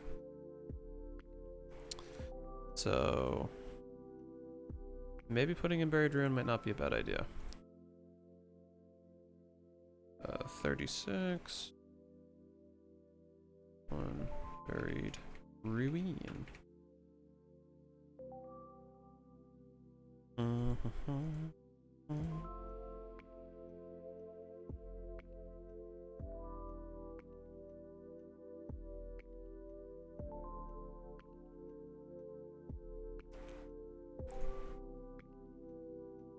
Okay, do they have any other cool utility lands? Wish we could use Urborg and Cabal Coffers, but alas, we are unable to. We could put in Field of Ruin though, because that's kind of a strip mine type card. And I don't think I want to go lower than 35. So we'll put that there. Alright, we're at 72. Yeah, Train Generator is a bit expensive, but it's fine. Okay. I'm gonna just look at the EDH rec top black cards in general, just to get an idea of if there's one or two like bombs we could put in. Not sure if there would be, but could be. Blood Art is $4. Animate Dead's too expensive. I guess Gary would actually be great, because we're bound to have some decent devotion with the creatures and everything else we have. Gary. Ray. S. Odell. Viscera Seer got cheaper. Permanent Hellfire is still pretty expensive. I guess Blade Crafter could be cool. Most notably because it can also hit a Planeswalker, which is quite rare. Buried Alive. Victimize. Choose 2 target creature cards in your graveyard. Sacrifice creature. If you do, return the chosen cards to the battlefield tapped. So that actually could be something interesting, because we could elect to put King Macar in the graveyard. Like, say if it's later in the game, because for anybody watching that doesn't know, your commander sits outside of the normal game in its own little zone, and each time you cast it, it gets +2 more expensive to cast. So when you first cast it, it only costs 4, but then after that it goes to 6, it goes to 8, it goes to 10, so on and so forth. But with Victimize, if we ended up, instead of putting it back into the command zone when it died, we could throw it into the graveyard and only pay 3 mana, sacrificing 2 creatures, or sacrifice a creature rather, and King Macar would end up coming back to the battlefield tapped, which is what we want anyway. So Victimize might actually be a great choice. There was also something from, I forget if it was Commander 20 or Commander 21, but there was something you could use to cheat out that you could cheat like around commander tax. I think it was C20 artifact commander tax. No, I just want images. I don't want. Yes, Netherborn Altar. You put a soul counter on Netherborn Altar, put your commander into your hand from the command zone, then you lose 3 life for each soul counter on Netherborn Altar. Because we're also having stuff that removes counters, we could actually somewhat abuse that a little bit. So, whoops. How much is Netherborn Altar? I think it's kind of expensive. No, it's 36 cents. Huggies. And we just gotta go back to my deck list because I like to exit out of things before I'm finished. Netherborn Altar. What else? What else could we potentially squeeze out of this? Grim High Specs is okay. Shriekmaw is kind of okay. Don't love it. Night's Whisper is cool, but not super cheap. Grave Pact would be great in this deck. Gonti's relatively cheap, but I don't love Gonti that much.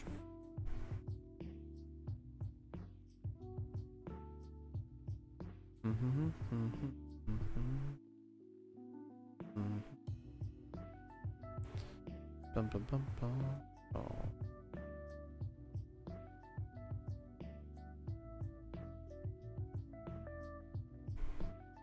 Sanguine Blonde. Go for the throat. Kind of out of the price range, but not super bad.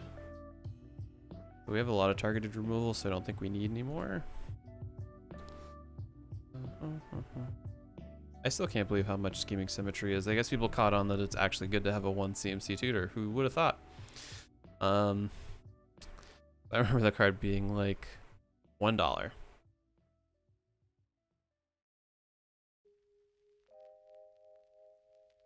Disciple of Bolas. Sacrifice another creature. You gain X life, draw X cards, or X is that creature's power. I guess Disciple of Bolas could be okay.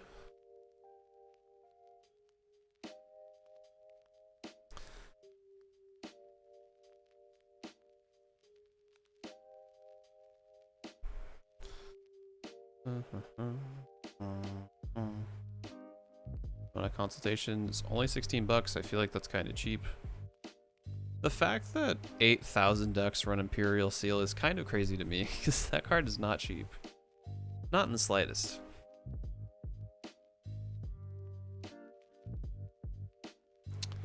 And those are all specific creatures. All right, let's see what we get to with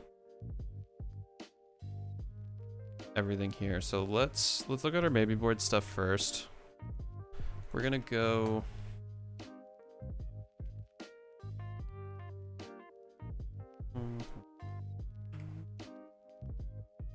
Night Creep. Hello, Night Creep. Until end of turn, all creatures become black and all lands become swamps, but we don't really have any swamp benefits, so I don't think that's gonna really work. Jandor's, Saddlebags. A 3 to untap target creature. I'd rather swing in with King Macar than to have something dedicated to untapping, since it's just gonna untap getting a rare upkeep. So I'm not gonna include that. Onyx Talisman. What are you? Especially untap.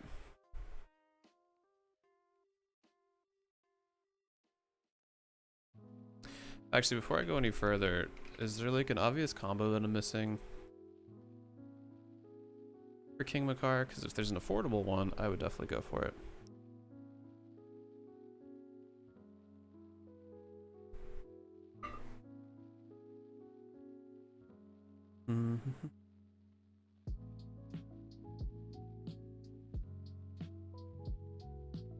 Okay, so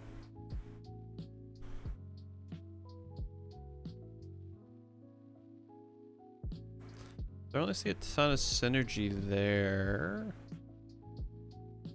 Guild is kind of nice for a flavor win, but I don't love. Oh, here we go. Top cards. Springleaf Drum, of course. Because you could do Springleaf Drum and then Puppet Strings only costs 1. At least for 1 activation, which is nice. So Springleaf Drum has to go in the deck. 100%.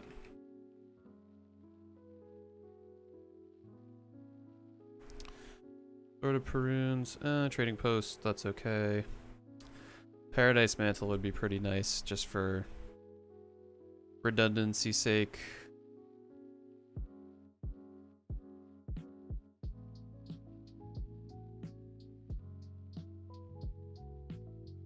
Non-artifact spell you have Improvise. Your artifacts can help cast those spells. Each artifact you tap after you're done activating mana abilities pays for 1. So why are they running this? I guess for the crew cost? Is that a thing that makes sense? Okay, so people usually tend to build King Macar around.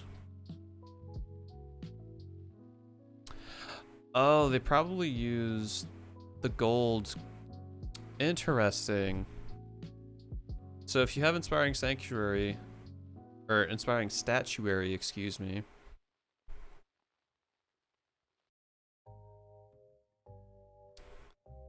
Because you can still tap the gold tokens. Because it just has Sacrifice as artifact. It doesn't have tap to sacrifice. So that's the big distinction from Treasure. Okay, that opens up a lot more stuff. Because say if we have 2 gold.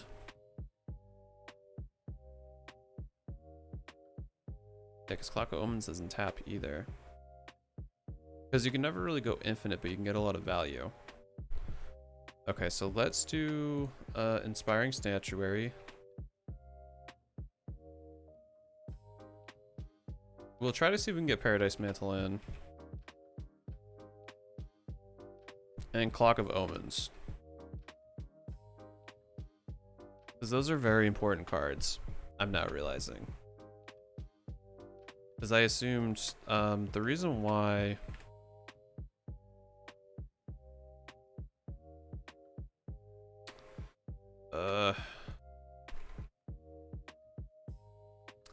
So the reason why I assumed it didn't work that way is because gold works differently than treasures. Treasures are a lot more common. Gold was kind of the proto treasure, but for any of the treasures, you have to tap them to sacrifice it. For the gold, you just sacrifice it. So that means effects that like use Improvise, it's basically almost doubling your mana as long as you have gold out.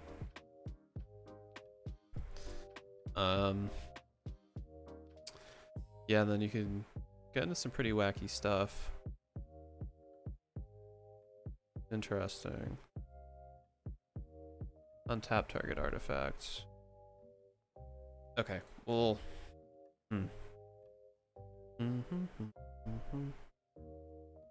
Again, I don't want to go into... like, super...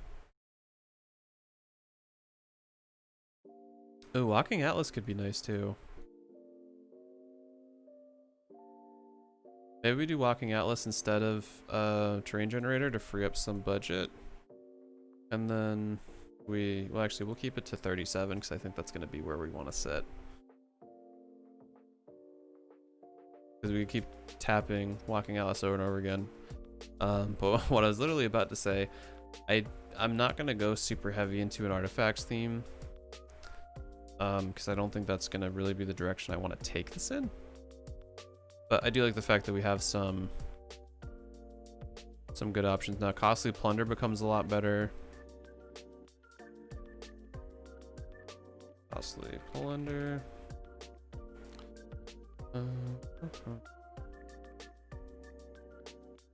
Sudden Spoiling's really nice. Maybe we'll see if we can sneak that in. tries to stick to budget, tries to keep sticking in cards that are increasingly more and more expensive. Yeah, let's put in a Vampiric Tutor. That's totally not 99% of our budget. Nope. Oh, Vraska's Contempt's really nice.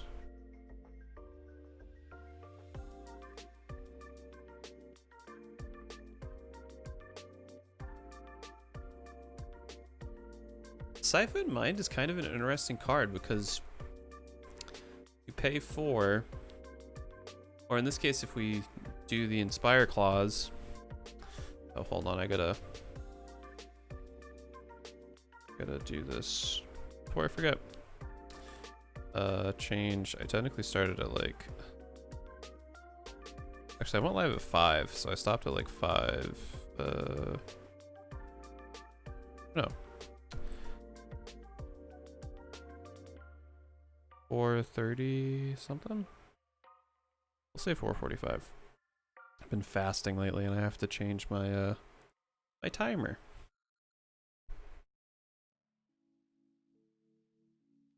But yeah, so Siphon Mind gets better if we're doing the Inspiring Statuary, because we could tap all of the gold to have that only cost 1 mana, for instance. So then we have a 1 mana draw 3, which is a lot better. So I do like Siphon Mind. That's actually a great card.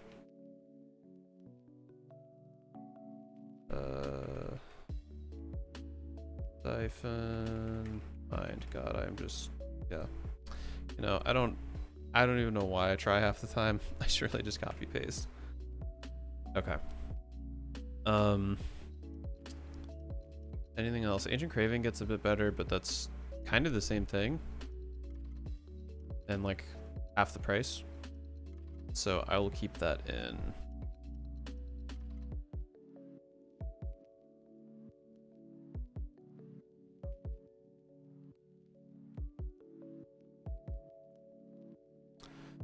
Ooh, Silver Skin Armor. That becomes a bit better.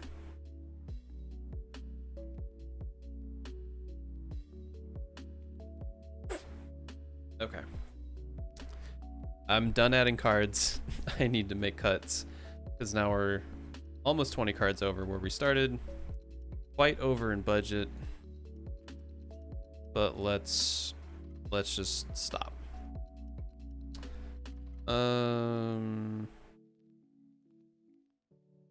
I guess Manifold Key. Manifold Key is going to be the last card I add into this. Thornbright Staff we're not going to be able to include. Onyx Talisman, I don't remember what you do. Nope. Yeah, Onyx Talisman, nope. Retreat to Hagrid, no. Boom Pile, I think we're going to have enough board wipes.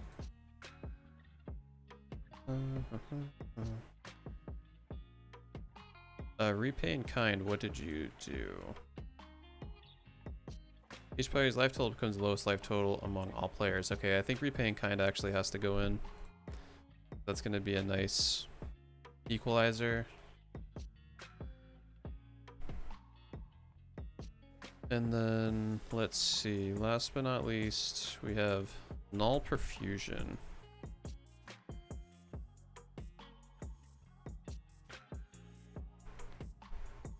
No, I want just this.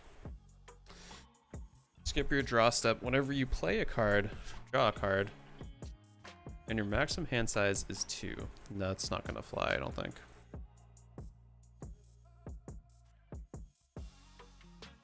I'll delete you. Okay. We're gonna clean this up. See where we can cut. Because holy moly, we got quite a bit of stuff. Let's. Oh, whoop.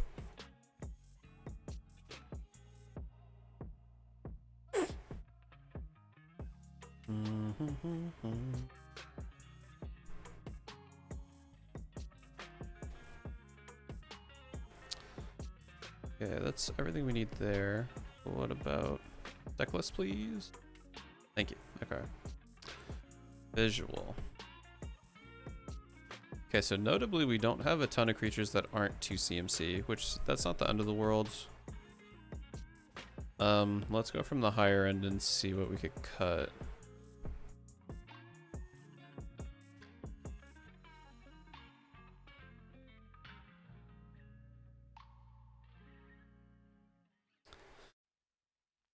At the beginning of each opponent's upkeep, you manifest the top card of that player's library. So when you manifest something, you own it, correct? Yeah, your opponents can't look at the card they own that you manifested. That's mean.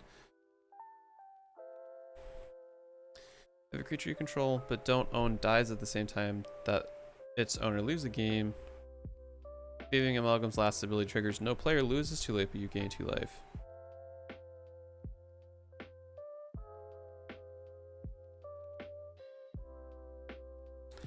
Okay, so basically the point of this is you don't actually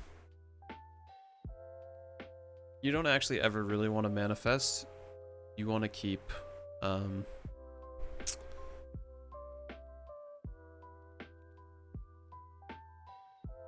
whatchamacallit. You basically want to keep manifesting and killing off the manifested cards, because then they lose 2 life and you gain 2 life. So you can give fodder to a sack deck, but hopefully you have ways to protect that. So let's see, Species Specialist I don't love in this deck anymore. We're gonna get rid of you.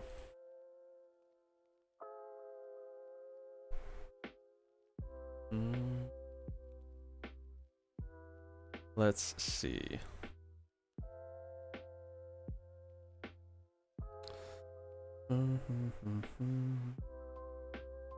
Okay, if I had to cut one more 4-drop. I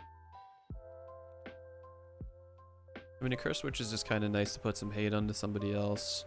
Disciple of Bolas. X's that creature's power. We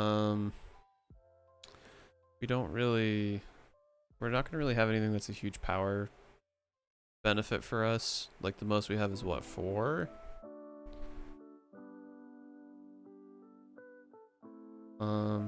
Let me see. I'm actually going to grab a quick refill of my water. I'll be right back in a few minutes.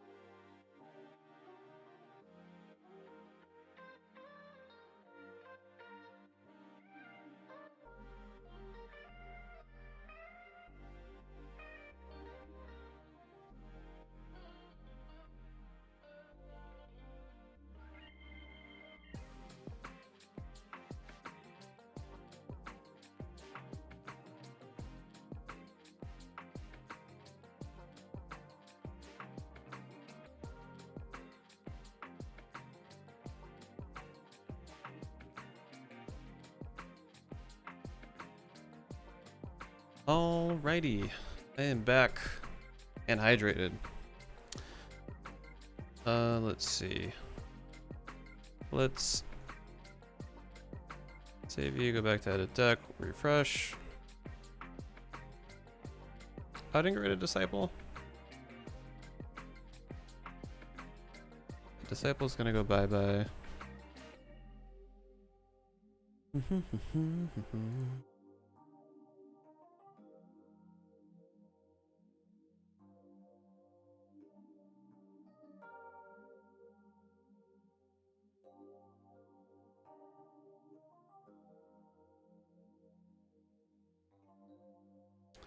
Yeah, bread is at 85, so we gotta cut some more pricey stuff too.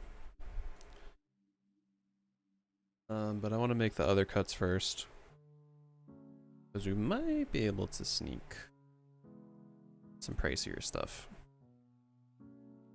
Okay, so where are we at for total creatures? We should be at 17. I think 17 is a great number. We're not a huge creature or aggro focused deck.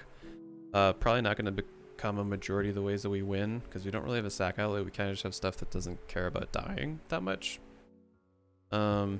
I mean, I guess we have like a handful of stuff that can sack, but ultimately that's not really our big game plan. Big game plan is controlling stuff with instants, sorceries, enchantments. Anyway, getting a little loopy, a little wacky. All right, let's see. I think Paradise Mantle has to be included, because we can technically go infinite. I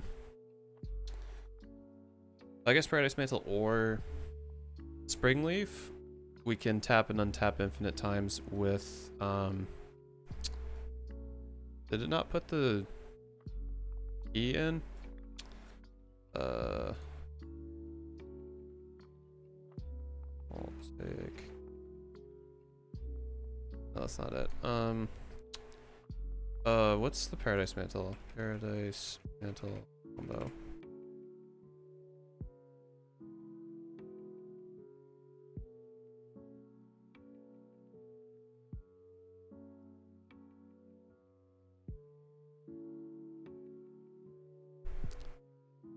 Oh yeah, it's Pillapala, that's what it is.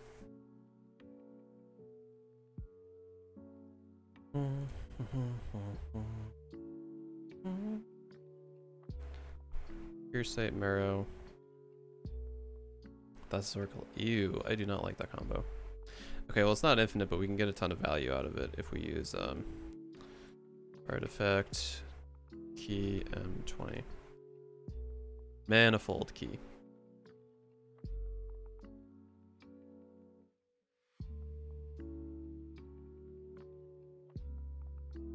Okay.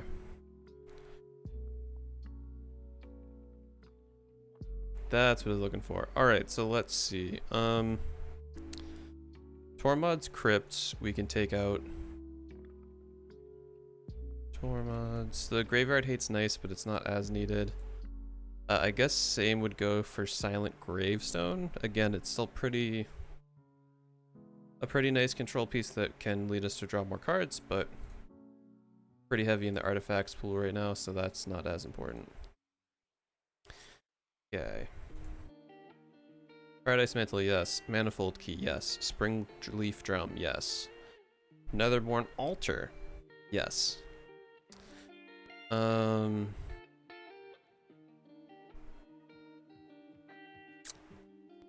guess Wishclaw Talisman we don't need, because we put in a couple new tutors that are arguably better. And for the same CMC, I'd rather the ability to be able to cast our commander over and over again for a more efficient way than Wishclaw, so that's gonna go. Wishclaw Talisman. Okay. Ebony Horse is great. That's an easy way for us to untap King Macar. Inspiring Sanctuary is a super strong card, because we have a ton of non-artifact spells.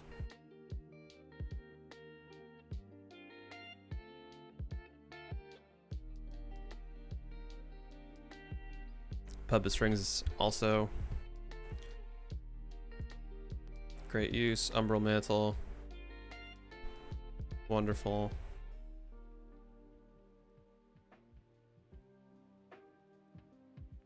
Actually, it's really nice because if we have Paradise, if we're in the magical Christmas land of having Paradise Mantle and Springleaf Drum with Umbral Mantle equipped, we can... Oh, actually, no, that won't work that way. Never mind.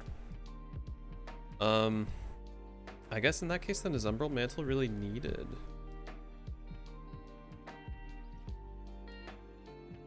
Tap 2 untapped artifacts you control, untap target artifact.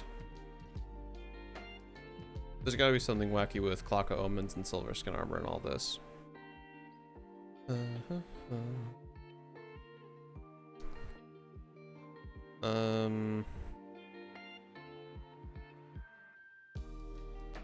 So Boaz's Citadel is actually kind of a nice way to close out the game because we can... hold on one second.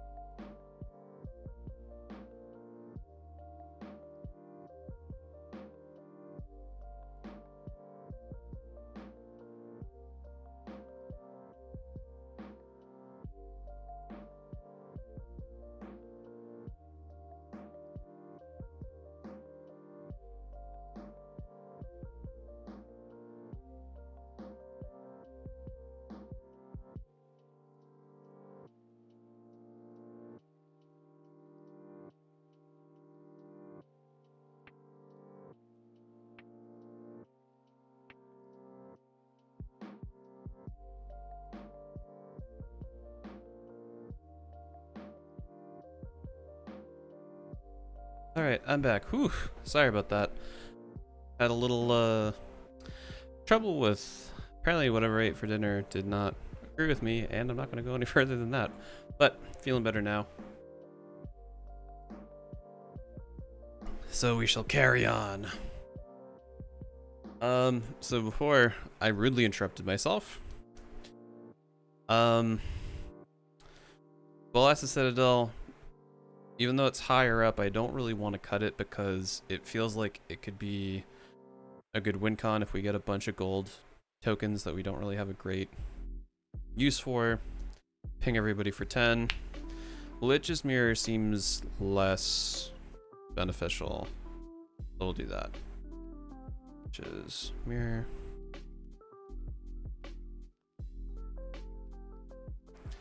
And we shall refresh.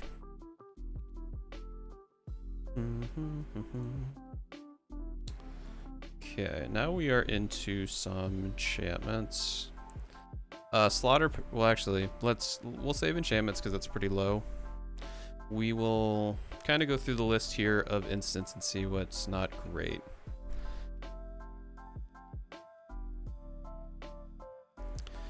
Slaughter Pact I think is too expensive to survive. Not saying it's not good, but that kind of prices us out a bit more. Human Frailty is not as good. Well, actually, for 1 CMC removal. Yeah, we have Tragic Slip, we have Defile, we have Erebos' Intervention, even though it's not technically a 1 CMC one, I know. Human Frailty we can get rid of. Human Frailty, goodbye.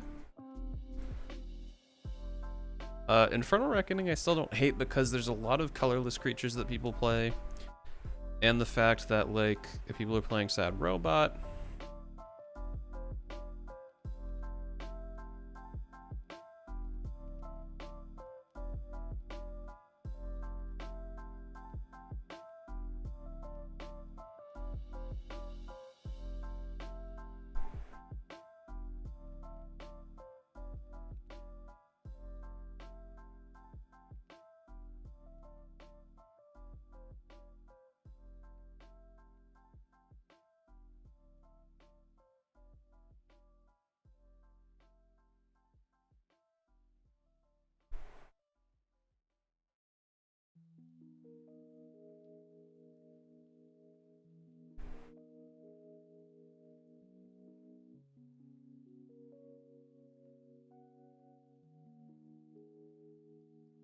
Okay.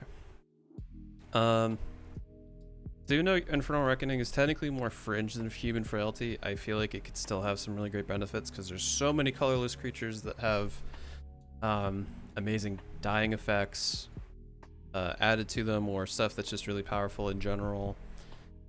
Like pictured, I'm pretty sure that's Ulamog, like 80% sure that that's an Ulamog that's pictured. Or some kind of Eldrazi anyway. So the rest of the 1 slots look pretty good. Oh yeah, we got Tragic Slip too, so that's a great one. Okay, 2 CMC slot time. Eliminate Rush of Vitality. That's mostly protection for King Macar. I guess Dismember's technically a 1 CMC removal.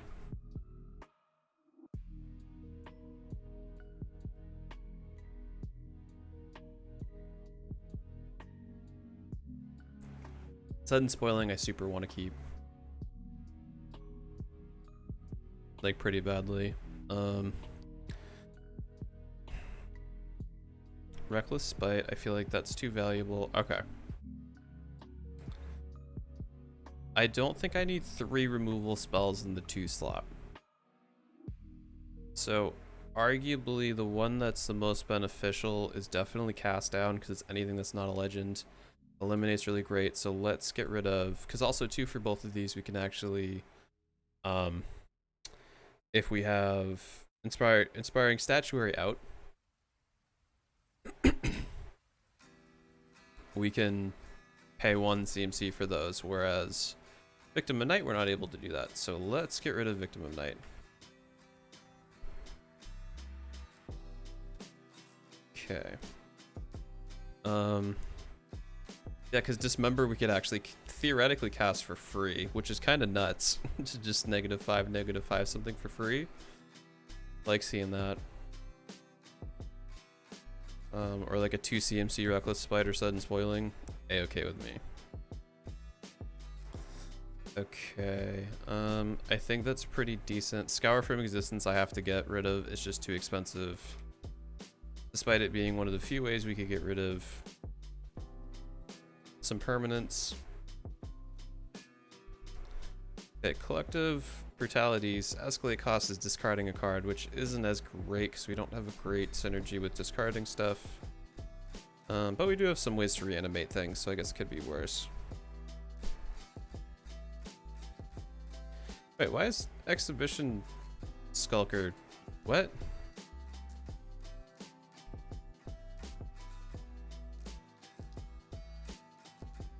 That's...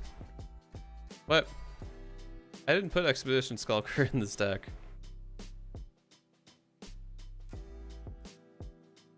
Something is bugged. Something is bugged. Let's clean up.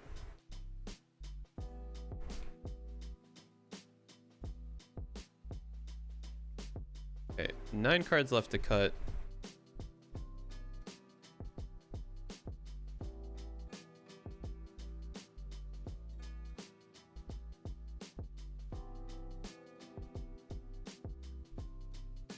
Why is Expedition Skulker showing in this deck? Oh, it's the wrong picture. Okay, that's supposed to be Feed the Swarm. I was gonna say, because there's no way in hell I put Expedition Skulker in the deck. Okay, I feel a bit better now. Anyway, let's go back here.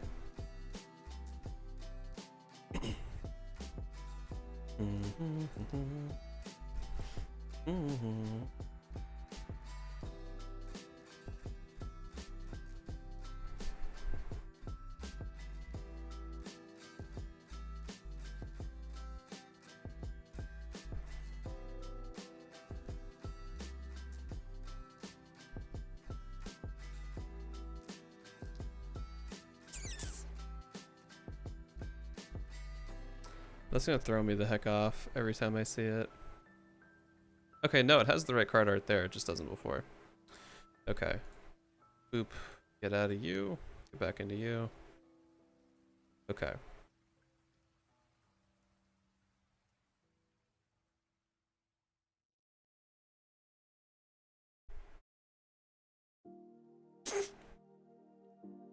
Okay, Collective Brutality. Use an instant source a card from it. Player discards a card. Target creature gets 2/2. Target opponent loses 2 life and you gain 2 life. Yeah, I feel like Collective Brutality is not as beneficial. It's also kind of pricey. We could run like a bunch of copies of it, that's a different story, but Feed the Swarm has to stay in. Legion's End, again, kind of a fringe card, but it's nice with tokens. Or if there's a super annoying low CMC creature on the board, and pop it out.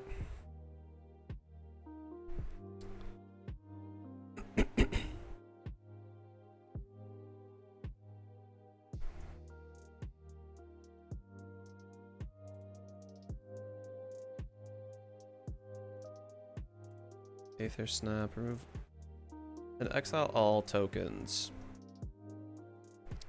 I think we'll get rid of Legions and keep Aether Snap in. Because that's kind of functionally why I'm putting Legion's End in.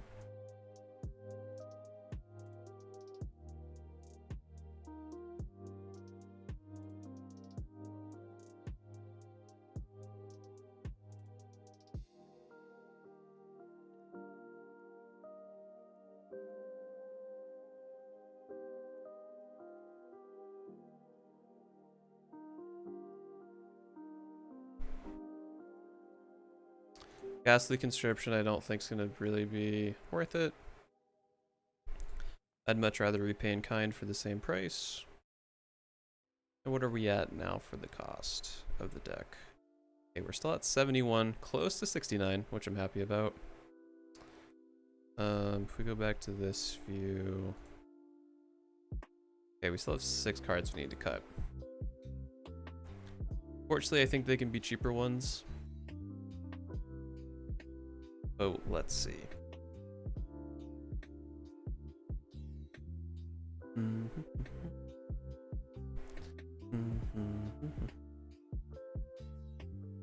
Whoop. Just had to check something really quick.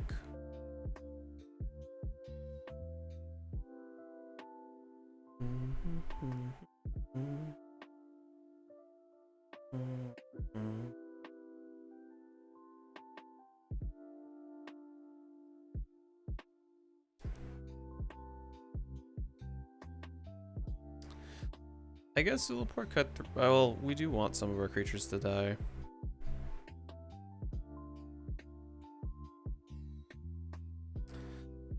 Where's our curve at again? We're still pretty high in the 2s. You know, let's cut out Zulaport Cutthroat. Not that it's bad and wouldn't be beneficial, but mostly because I need to cut stuff and we're not like super focused on stuff dying. I guess the same thing could be said for Midnight Reaper. Actually, no, Midnight Reaper. It's a 3/2, that's pretty nice.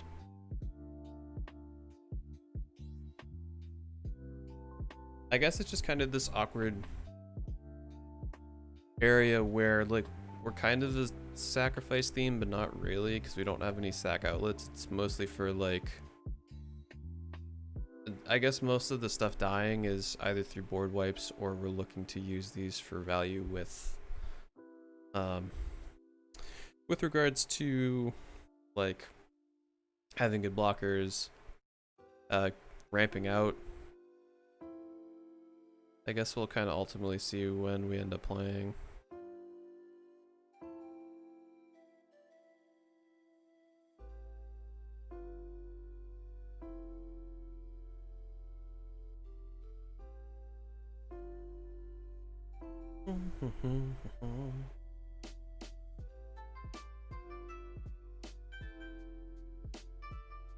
I guess like we could technically hit some of our own stuff if we needed to, not that it's ideal, but we could.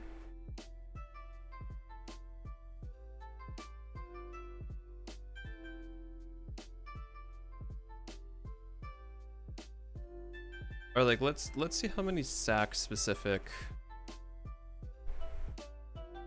Or I guess there's like a mini chain where if we have Abyssal Gatekeeper out, we do play Crafter, sack that, everybody else, we end up sacrificing 2 creatures, but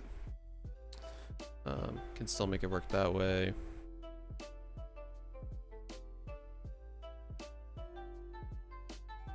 Oh, actually, King Macar exiles. I didn't realize that, so we don't need Infernal Reckoning.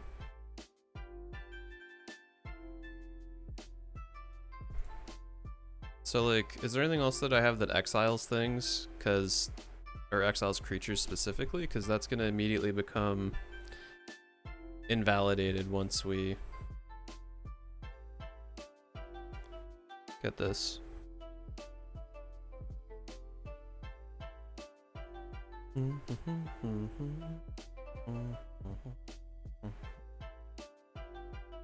I guess notably we could exile our own creatures too, but most of the time we're not going to want to do that.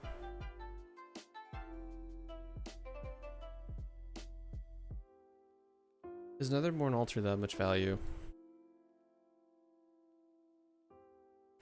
I mean, it just puts it into our hands, which means we still have to pay for, but I guess we end up paying life instead, which we do have life gain, but it's not like King Macar is that expensive.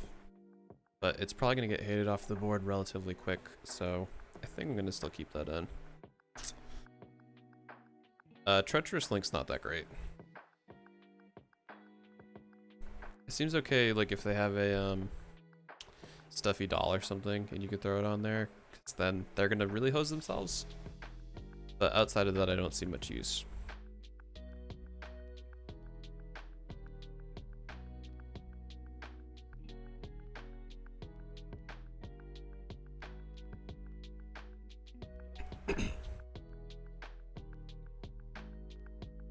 Okay, how many cards are we at now? 103. So I think what I'm going to do now really quickly is kind of just go through and see how we can price things down. Because I believe there's a couple cards that don't technically really have an accurate printing. Or accurate cost representation, I should say. So let us see. I'm gonna change up the music a bit to some bit more upbeat. I see some stuff I wish I could play on stream, but I don't want to get DMCA. No DMCA, please. Okay. Let's see. It's 27 cents. We love to see it. Okay, King Macar the Gold Cursed. We're gonna keep you there because you're nice and cheap.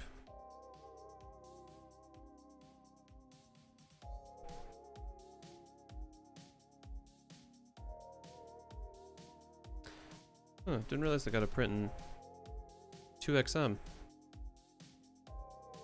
I also did not realize that Gleaming Barrier got that printing too.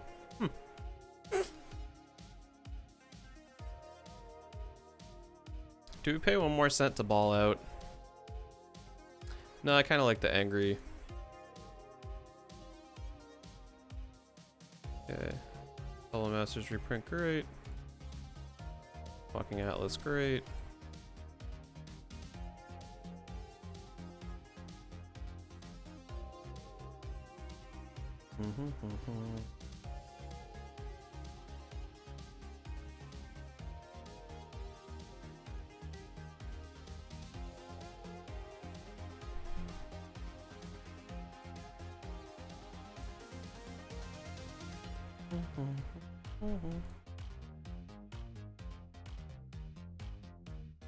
Cannot believe Pitiless Plunder is $4. I gotta find my copy because I got that somewhere. Interesting that OG printing is still the cheapest.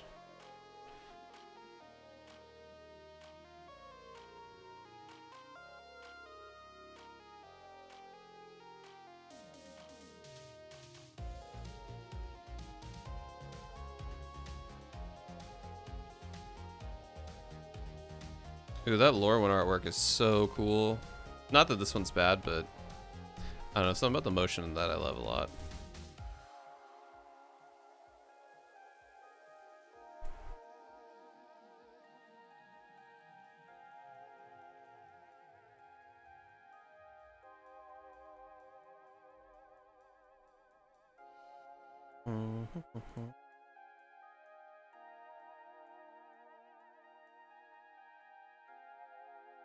I gotta say, I kind of want to put Inspiring Statuary in my Cheshire deck, because we run a ton of artifacts, and that could be some great value.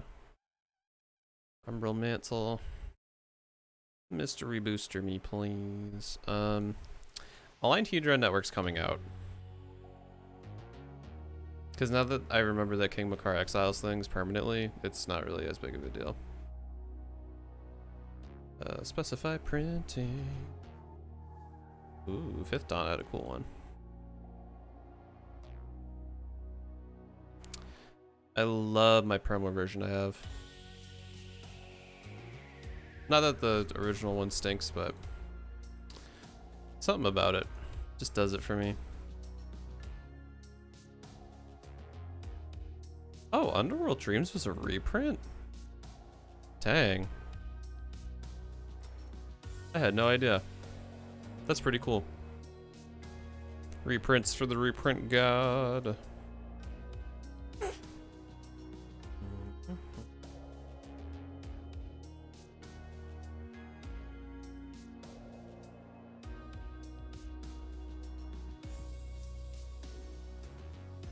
Interesting that Commander 2017 is the cheapest version. I would have thought for sure it would have been Mystery Booster.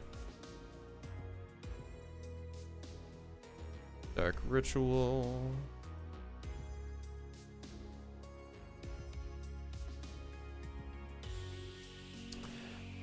So unfortunately this is going to be another tough deck to kind of play test. So what I might do instead is just kind of feel out how our draw steps go. Because a lot of the stuff is going to be based on interacting with what our opponents do and not necessarily what we're able to do. Which normally I don't like building around, but the fact that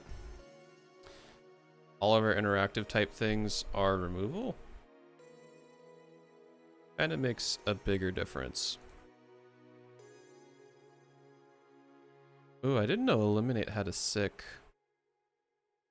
like promo version. That's so cool. I really want to get that version because I run that in well, I did run it in Garog Monster.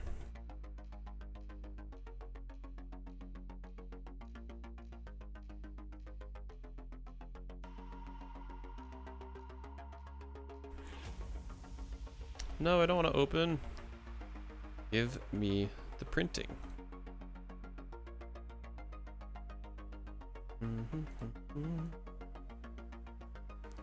What does Scourge Dirge do? Target creature you control by a source of your choice. Wait. All damage that would be dealt this turn to target creature you control by a source of your choice is dealt to another target creature instead. Don't know if I love that still. That might be the one to bite the bullet, as it were.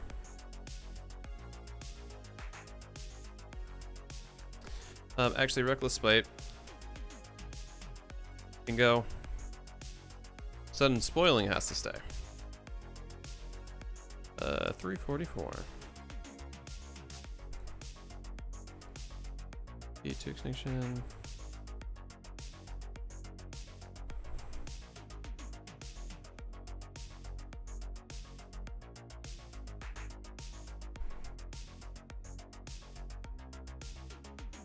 definitely okay with the white border being cheaper.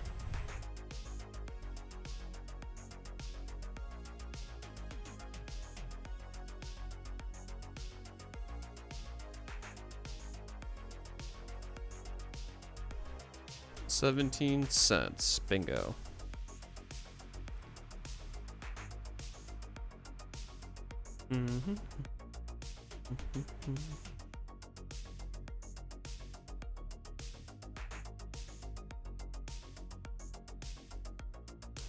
Okay, Victimize is a little pricey, but not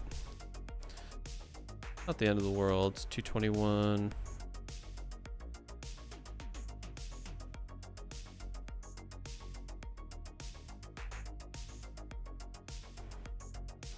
Okay, Siphon Mind. 116 I will take. Aether Snap. Commander 2014. Increasing Ambition. Deadly Tempest.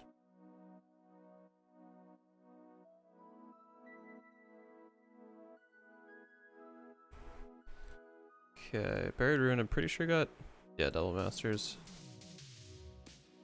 Field of Ruin. And then Swamp. Swampo! Okay. Ooh, we're at 65, and I need to get rid of one card. Okay.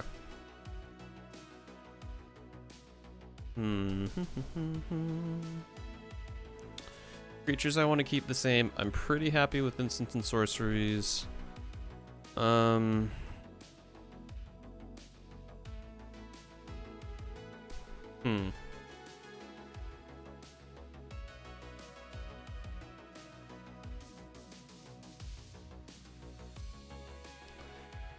I guess I need to, I want more card draw. So what I'm gonna say is I'm probably gonna get rid of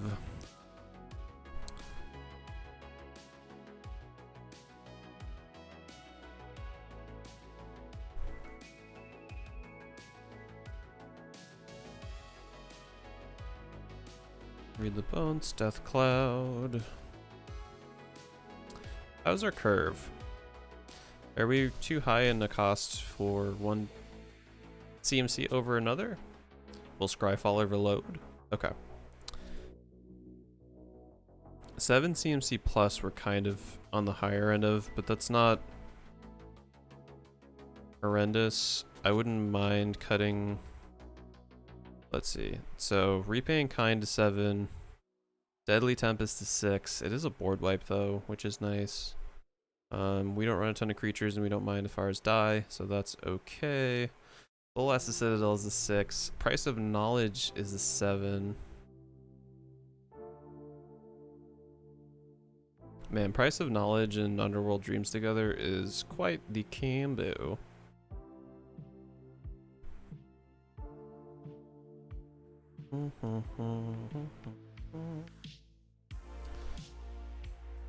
I guess the other option could be is I could get rid of the 3 CMC that's kind of pricey and really have more room to play with in the budget.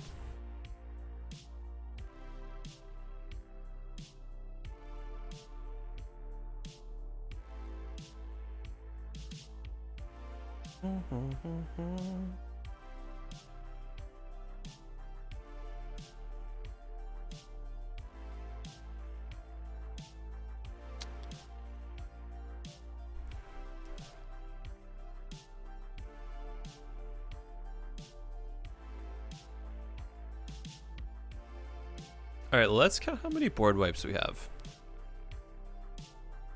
We have 1.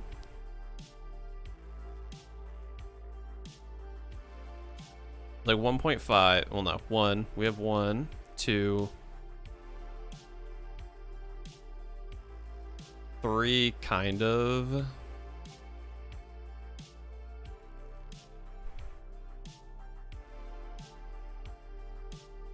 4.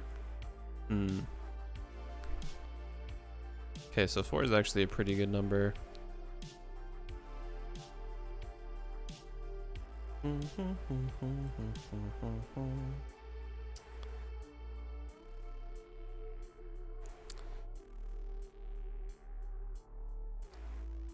Okay, I guess if I had to take out, I don't want to put this down to 15. That feels too low.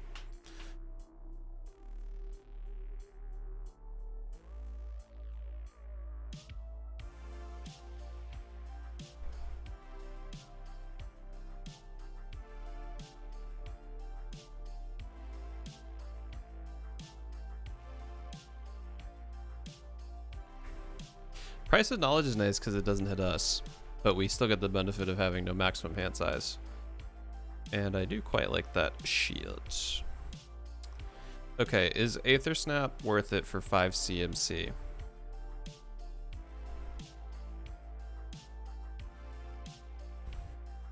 Yeah, I feel like counters are such a prevalent theme for a lot of decks, whether it's abusing counters or just swinging in with creatures. Like if this came up against my Gargos deck, I would be probably pretty screwed. Not 100% screwed, but screwed enough to where that would make a huge impact. 3 CMC artifacts, don't want to touch.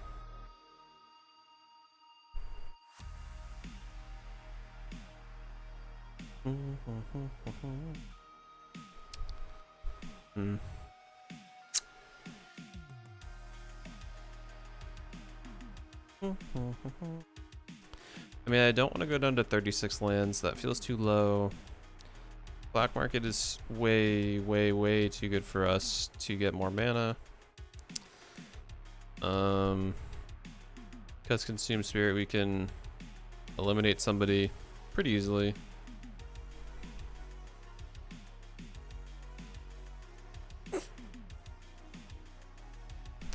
But I think that's really the only X cost stuff we can push into. Oh, I guess Death Cloud.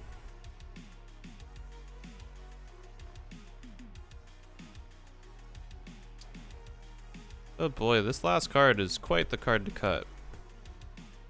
Okay, let's go back to EDH rec. And let's look at black cards. Because maybe there's a big improvement to something I could cut that would make this a bit easier. Phyrexian Arena would be super nice. Because we do need a decent amount more card draw.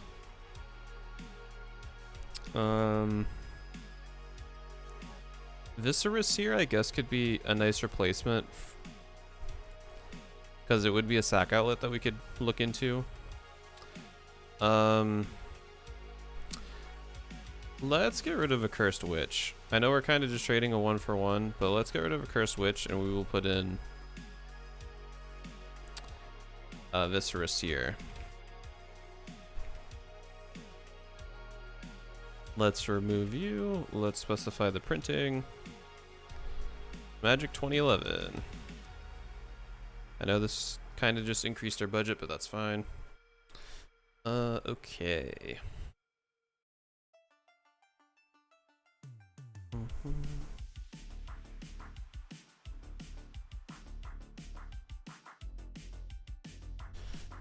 Crypt Gas would be super nice.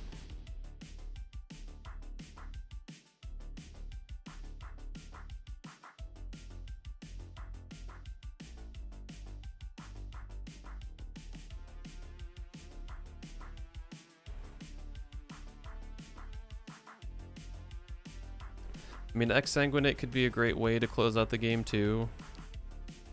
But Consume Spirit's not that expensive. Okay, so Exsanguinate is $7 basically. What's the highest price thing I have right now?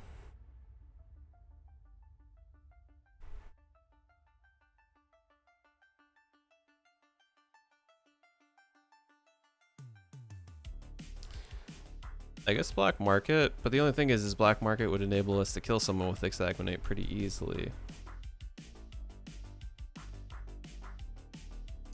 The cuts are always the hardest.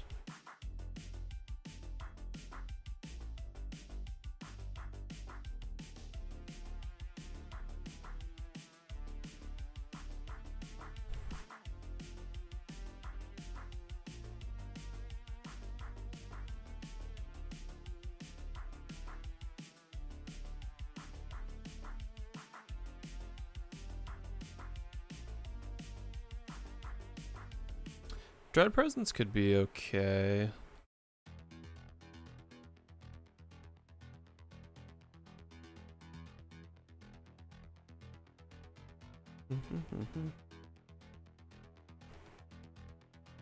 Isn't Grizzlebrand's banned? Yeah, that's banned in Commander, so you can't play that. Yeah, Sign in Blood, Knights. How much is Necropotence?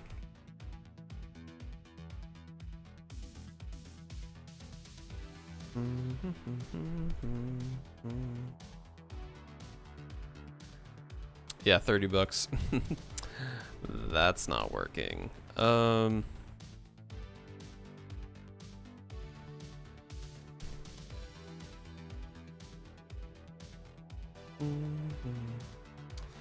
Okay. Knight's Whisper has to go in, because I do need more card draw. So let's take out 4 Dirge and put in Knight's Whisper. 4 Dirge, 4 Knight's Whisper. Knight's Whisper. Let's specify the printing. And then done editing. Okay, 68.66. 66.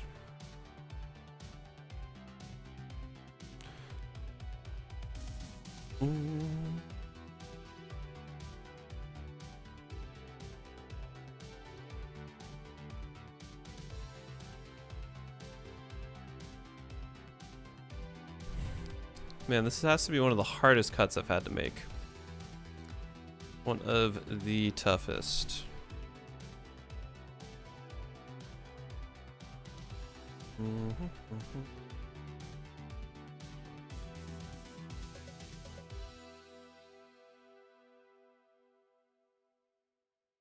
Maybe Rush of Vitality can just help us against board wipes.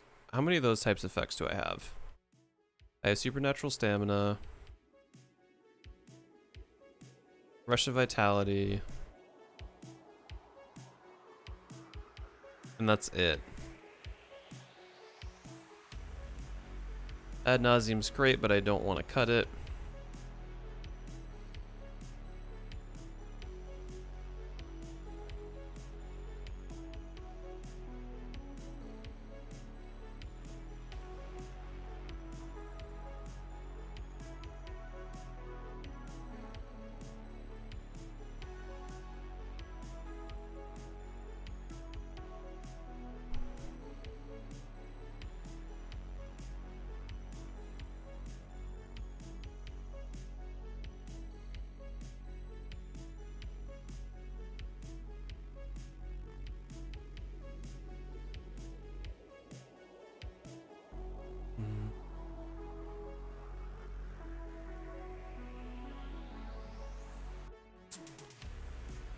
I know this is not exciting to watch, so I just have to make a cut.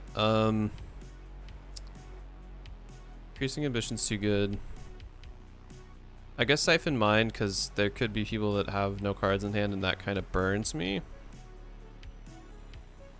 Yeah, Siphon Mind I think has to be the one that has to go. Siphon Mind. Because I put more draw in, not that I want to remove draw to put draw in. Okay, we have $3 to play with. So what's some good utility lands that could help us out a lot? I guess Castle Embranth? Castle... Or no, Castle Lochthwain. Lochthwain is $4.49. That would put us a little bit out of where we want to be budget-wise. Okay, let's do... What realistically do we have? Let's say it's $2.50. Advanced search. Let's do less than or equal to $2.50. Let's look for lands.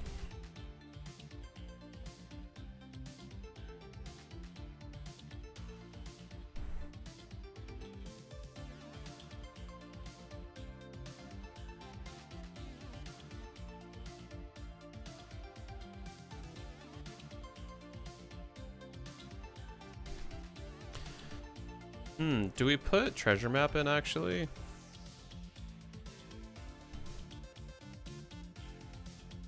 Why don't we do that? Let's do 34 swamps. So we'll be at 36 total lands, and we'll put in treasure map. And I think that's going to be all she wrote.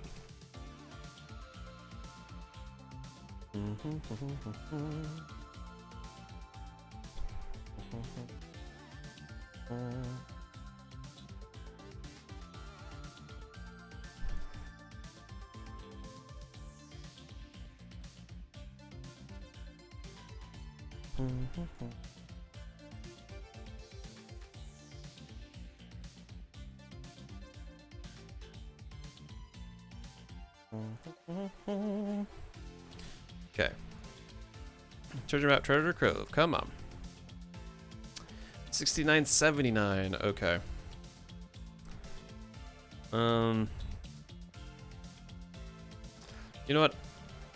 I'm gonna call that close enough. Oh, I didn't specify printing. Wait.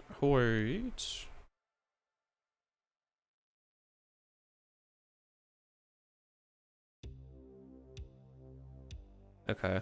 Can I specify printing on the lands? Let's see.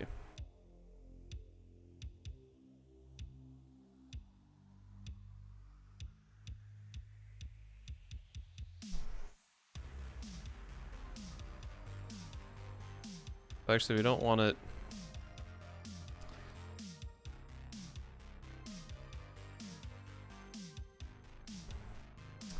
Yeah, because... wait, why do those have a price? They're arena lands, you can't get them. Oh no, it's probably the total price of... Wait, no. Yeah, it's saying that it's 272.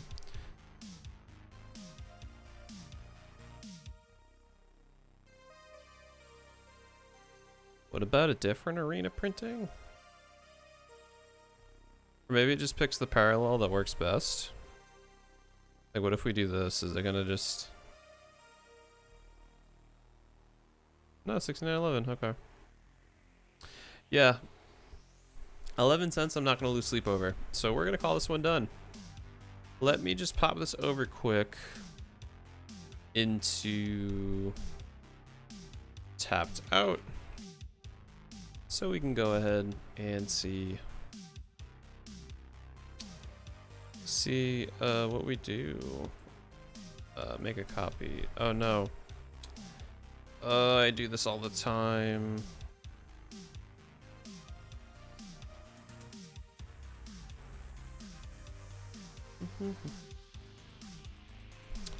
I want to export. Well, actually, let me clean up. Done editing. Oh, I just realized I didn't put Soul Ring in, which is actually going to kind of be a really important card.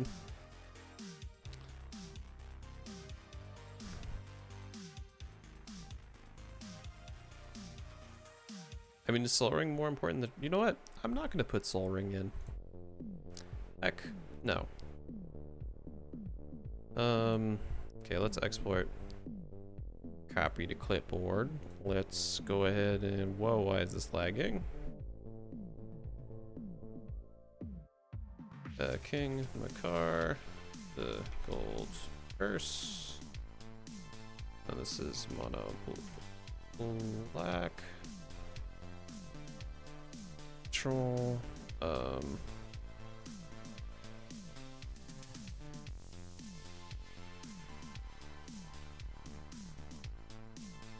Let's do commander. Blah, blah, blah, blah, blah, blah. Let's do all this.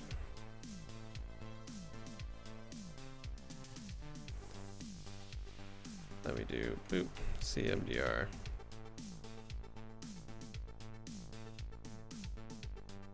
Oh, Macar Rebirth was not appreciated.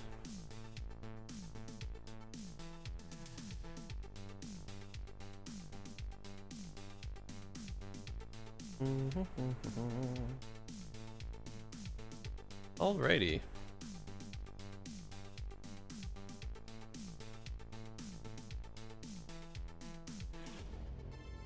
Interesting oh, because I'm not picking a printing in here, that's why it's all over the place. Yeah, like why would it think I'm picking the full art basic? Get the hell out of here. Get the heck out of here. Okay. Let's do some playtesting. Okay, I need to just actually we can go full page. Oh, back one. Perfect. Okay. I'm gonna keep the sand.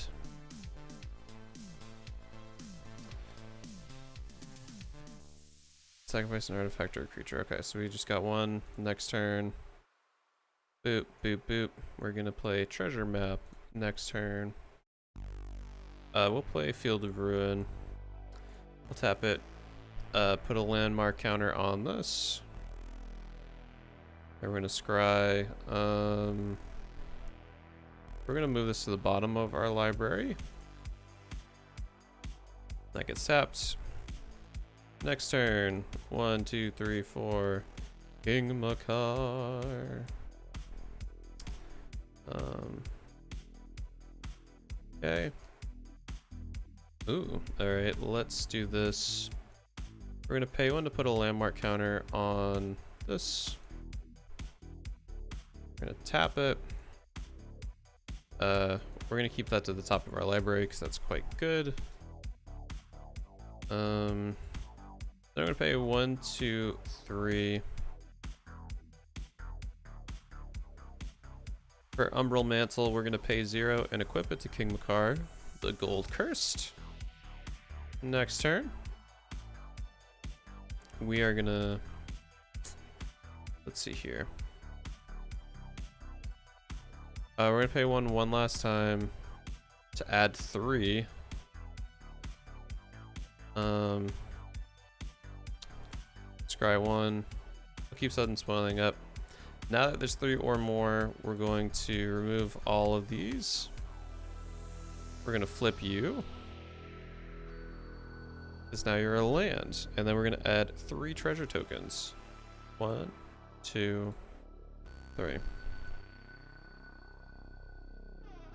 Gotta say, this is a pretty nice pile of mana to have on turn 6. Safe to say. Alright, let's pay 1, 2. We're gonna put out Carrier Thrall. Then I'm going to pay 2 to do Costly Plunder. We're gonna sacrifice a creature. We're gonna sacrifice Carrier Thrall, and then it's going to make an Eldrazi Scion token. Eldrazi Scion, please. Thank you. And then we get to draw 2 cards. 1, 2. Okay. All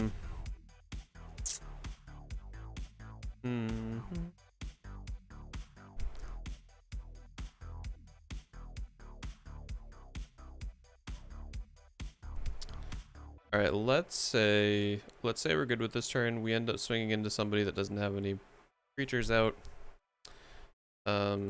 So it goes unannounced. We swing in for 2. That's fine. Then we'll go to our next turn. Upkeep. King Macar ends up choosing a creature, gets exiled. Then we're going to create a gold token. Oh, I forgot they made new ones. That's pretty neat. All right, now we will do 1, 2, or 1, 2. We'll sack this for the 3rd. We'll do Read the Bones, scry 2, and then draw 2 cards. So I'll actually keep both of those, and we lose 2 life. So now, here's the interesting part. We're gonna pay 1, 2, 3. Bring out Inspiring Sanctuary. Non-artifact spells you have Improvise. So with that, we're going to actually, I think we would end the turn.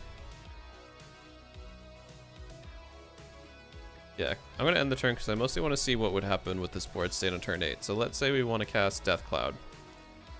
No counters or anything. So let's do 1, 2, 3. So now we're going to end up paying 1, 2, 3. We're going to tap this for the improvise cost. So 1, 2, 3, 4, 5, 6, 7, 8, 9, 10. 1, 2, 3, 4, 5, 6, 7, 8, 9, 10. So X would equal 7. Everybody loses 7 life. Discards 7 cards, sacrifices 7 creatures, then sacrifices 7 lands. Oh, golly. Okay. Well, I'd say I'm pretty happy with how that game went for that one. Let's start anew. Only 2 lands isn't going to cut it. Let's do a free mulligan. Only 2 again, but we do get Dark Ritual, which is actually quite nice. I will keep this. So we'll go Swamp. Next turn. Gonna put another Swamp down. We're gonna pay 1 for Dark Ritual to add 3 to our mana pool. Turn 2 King Macar. Okay, don't really have much else to do.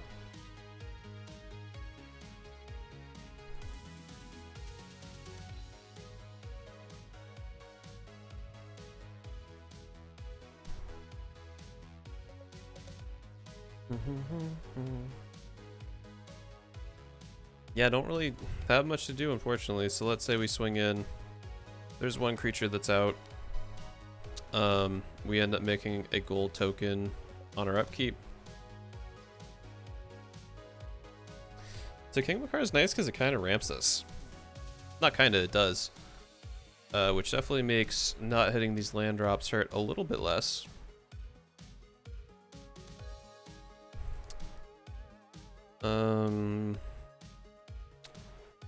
I'd probably go ahead and actually do 1, 2, 3. We're gonna sacrifice that to add a black. We'll do Underworld Dreams. Swing in with King Macar again. Let's say somebody ended up going off pretty hard on turn 4 on their side. They get like 6 creatures out through some wacky combo. Maybe they're playing Urza, they get a bunch of creature tokens out. A bunch of Karn structs, if you would. In that case, I would end up exiling Vampire Hexmage. I would cast Force of Despair. And I would have them all get destroyed. Okay, my turn. Let's say I target someone's commander. We're gonna get a gold. I got a swamp back up.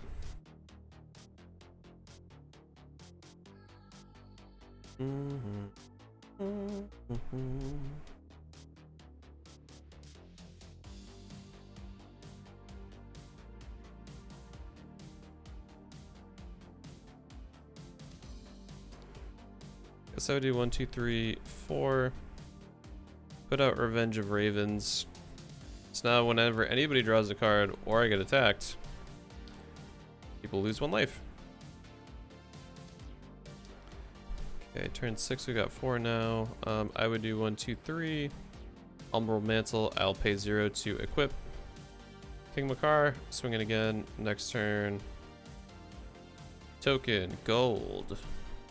Got another land. Probably end up keeping this one out. We'll do the same thing again.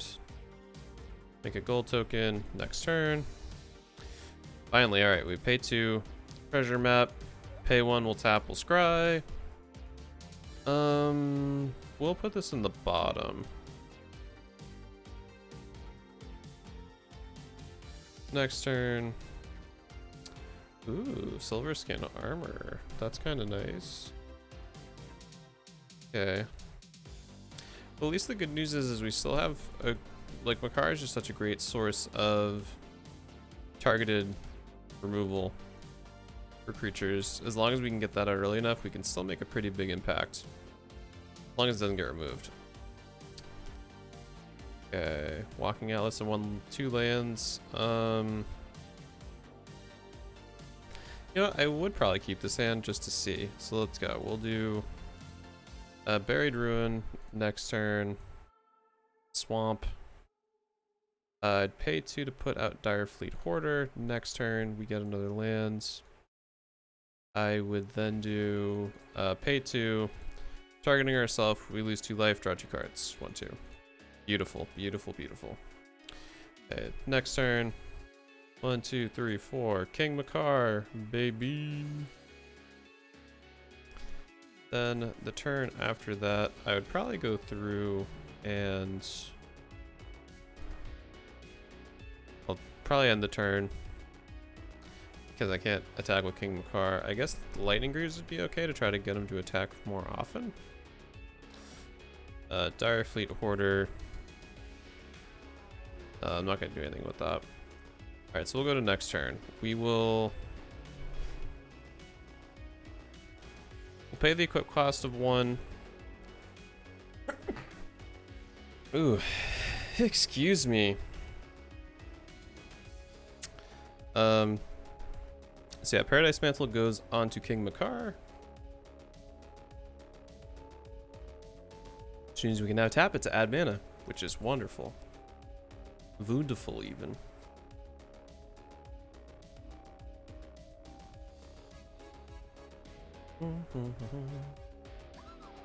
Alright, so I would tap 1, do Netherborn Altar.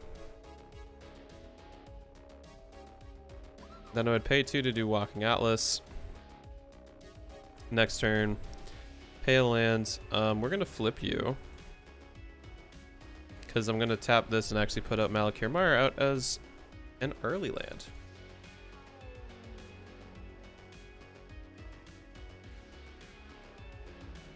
Oh yeah, and King Macar would have... Actually, it's a May ability, which is nice. So yeah, we'll say we grabbed something. Got a nice gold token here. Then I'd actually probably tutor, so we'll do 1, 2, 3, 4, 5. I would pay increasing ambition. Question is, what would I look for at this point? So, turn 6. Let's say everyone has a pretty well-established board. Not anything reinventing the wheel, but something at the point of being a bit contentious.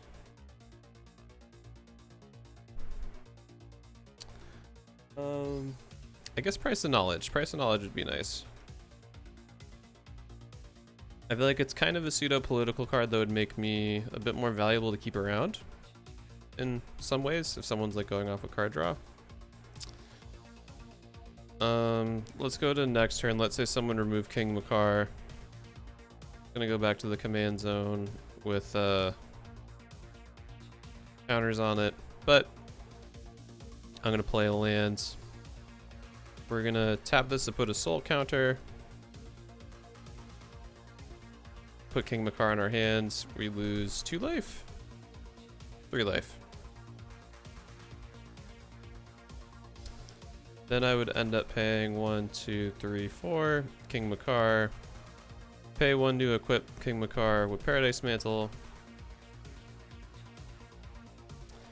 Then last but not least, I'd probably just sack this for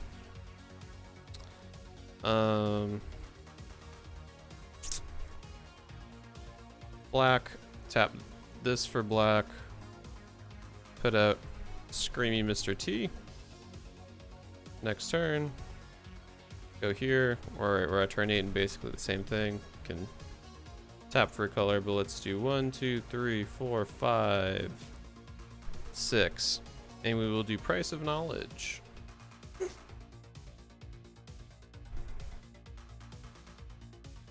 Oh, here we go. All right, so let's do 1, 2, 3. We're gonna do Puppet Strings. We're gonna pay 2 to untap King Macar to get a gold token out. Then we're gonna tap. We're gonna do this. Tap 1. Oh no, that doesn't untap. Never mind. I can only do that once. It's still good value though, but okay, yeah, I mean we're at turn 9 and doing some stuff. So honestly, I'm gonna call this deck pretty much good. As I said, this one, like the last deck, unfortunately, is a bit harder to kind of play test and feel. We tend to be getting pretty good board states right around turn 7 to turn 9, which is usually the sweet spot I like to hit. Obviously paying this much and building the deck the way that we are, it's not the most threatening deck or the highest powered, but I think it's a pretty fun mono black control-y type theme that I don't think, because most people do like artifacts and a lot of manipulation with King Macar, but I think King Macar is a great target for a lot of board manipulation, control type effects, things that lead to longer games, and fortunately for us, we have a lot of payoffs that had hit pretty well for end of game. But yeah, so that's going to be it for the deck building portion of the stream tonight. I'm actually probably going to stream a bit later than normal, mainly because my wife is doing stuff tonight, so I am home alone. Even though I'd like to play WoW, I don't want to stay up till 2 in the morning. So I think streaming is going to be a bit more constructive. But I'm going to take a quick break. I'm going to hit the restroom. As always, the deck list to this is going to be posted on my Instagram. If you're interested in seeing that kind of thing, it'll be up there for 1 whole week. Until next week's then gets replaced. But I'll be right back in a few minutes, and when I come back, probably going to hop into something else not MTG related, but I don't know what yet. Maybe more No Man's Sky, but I'll be RB.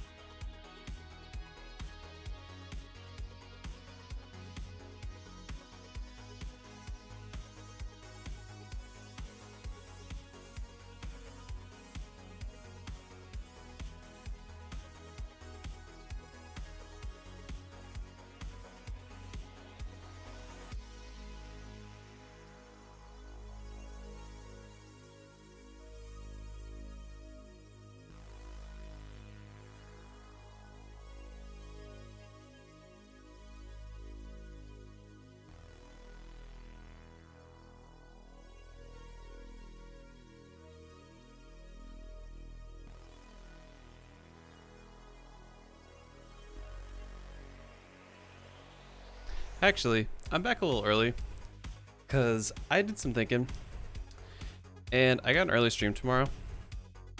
Probably not going to do really much MTG tomorrow, to be honest. I kind of want to play Spooky Game. Spooky Game, maybe. But, yeah, I'm going to end stream now. We hit our goal, made the deck, had an awesome first Saturday building stream. So I had quite a lot of fun. As always, if you want to keep up with me, those are all of my social medias. You can follow me over on Instagram and Twitter. Those are the two big ones. Also have a Discord server that is very small at the moment, not super duper active, but if you like MTG and want to come hang out and get in contact with me outside of stream, that's the best place to do it. As always, I hope y'all have a great rest of your time zone wherever you are, and I'll be back here bright and early tomorrow morning, 9 a.m. EST. See y'all later.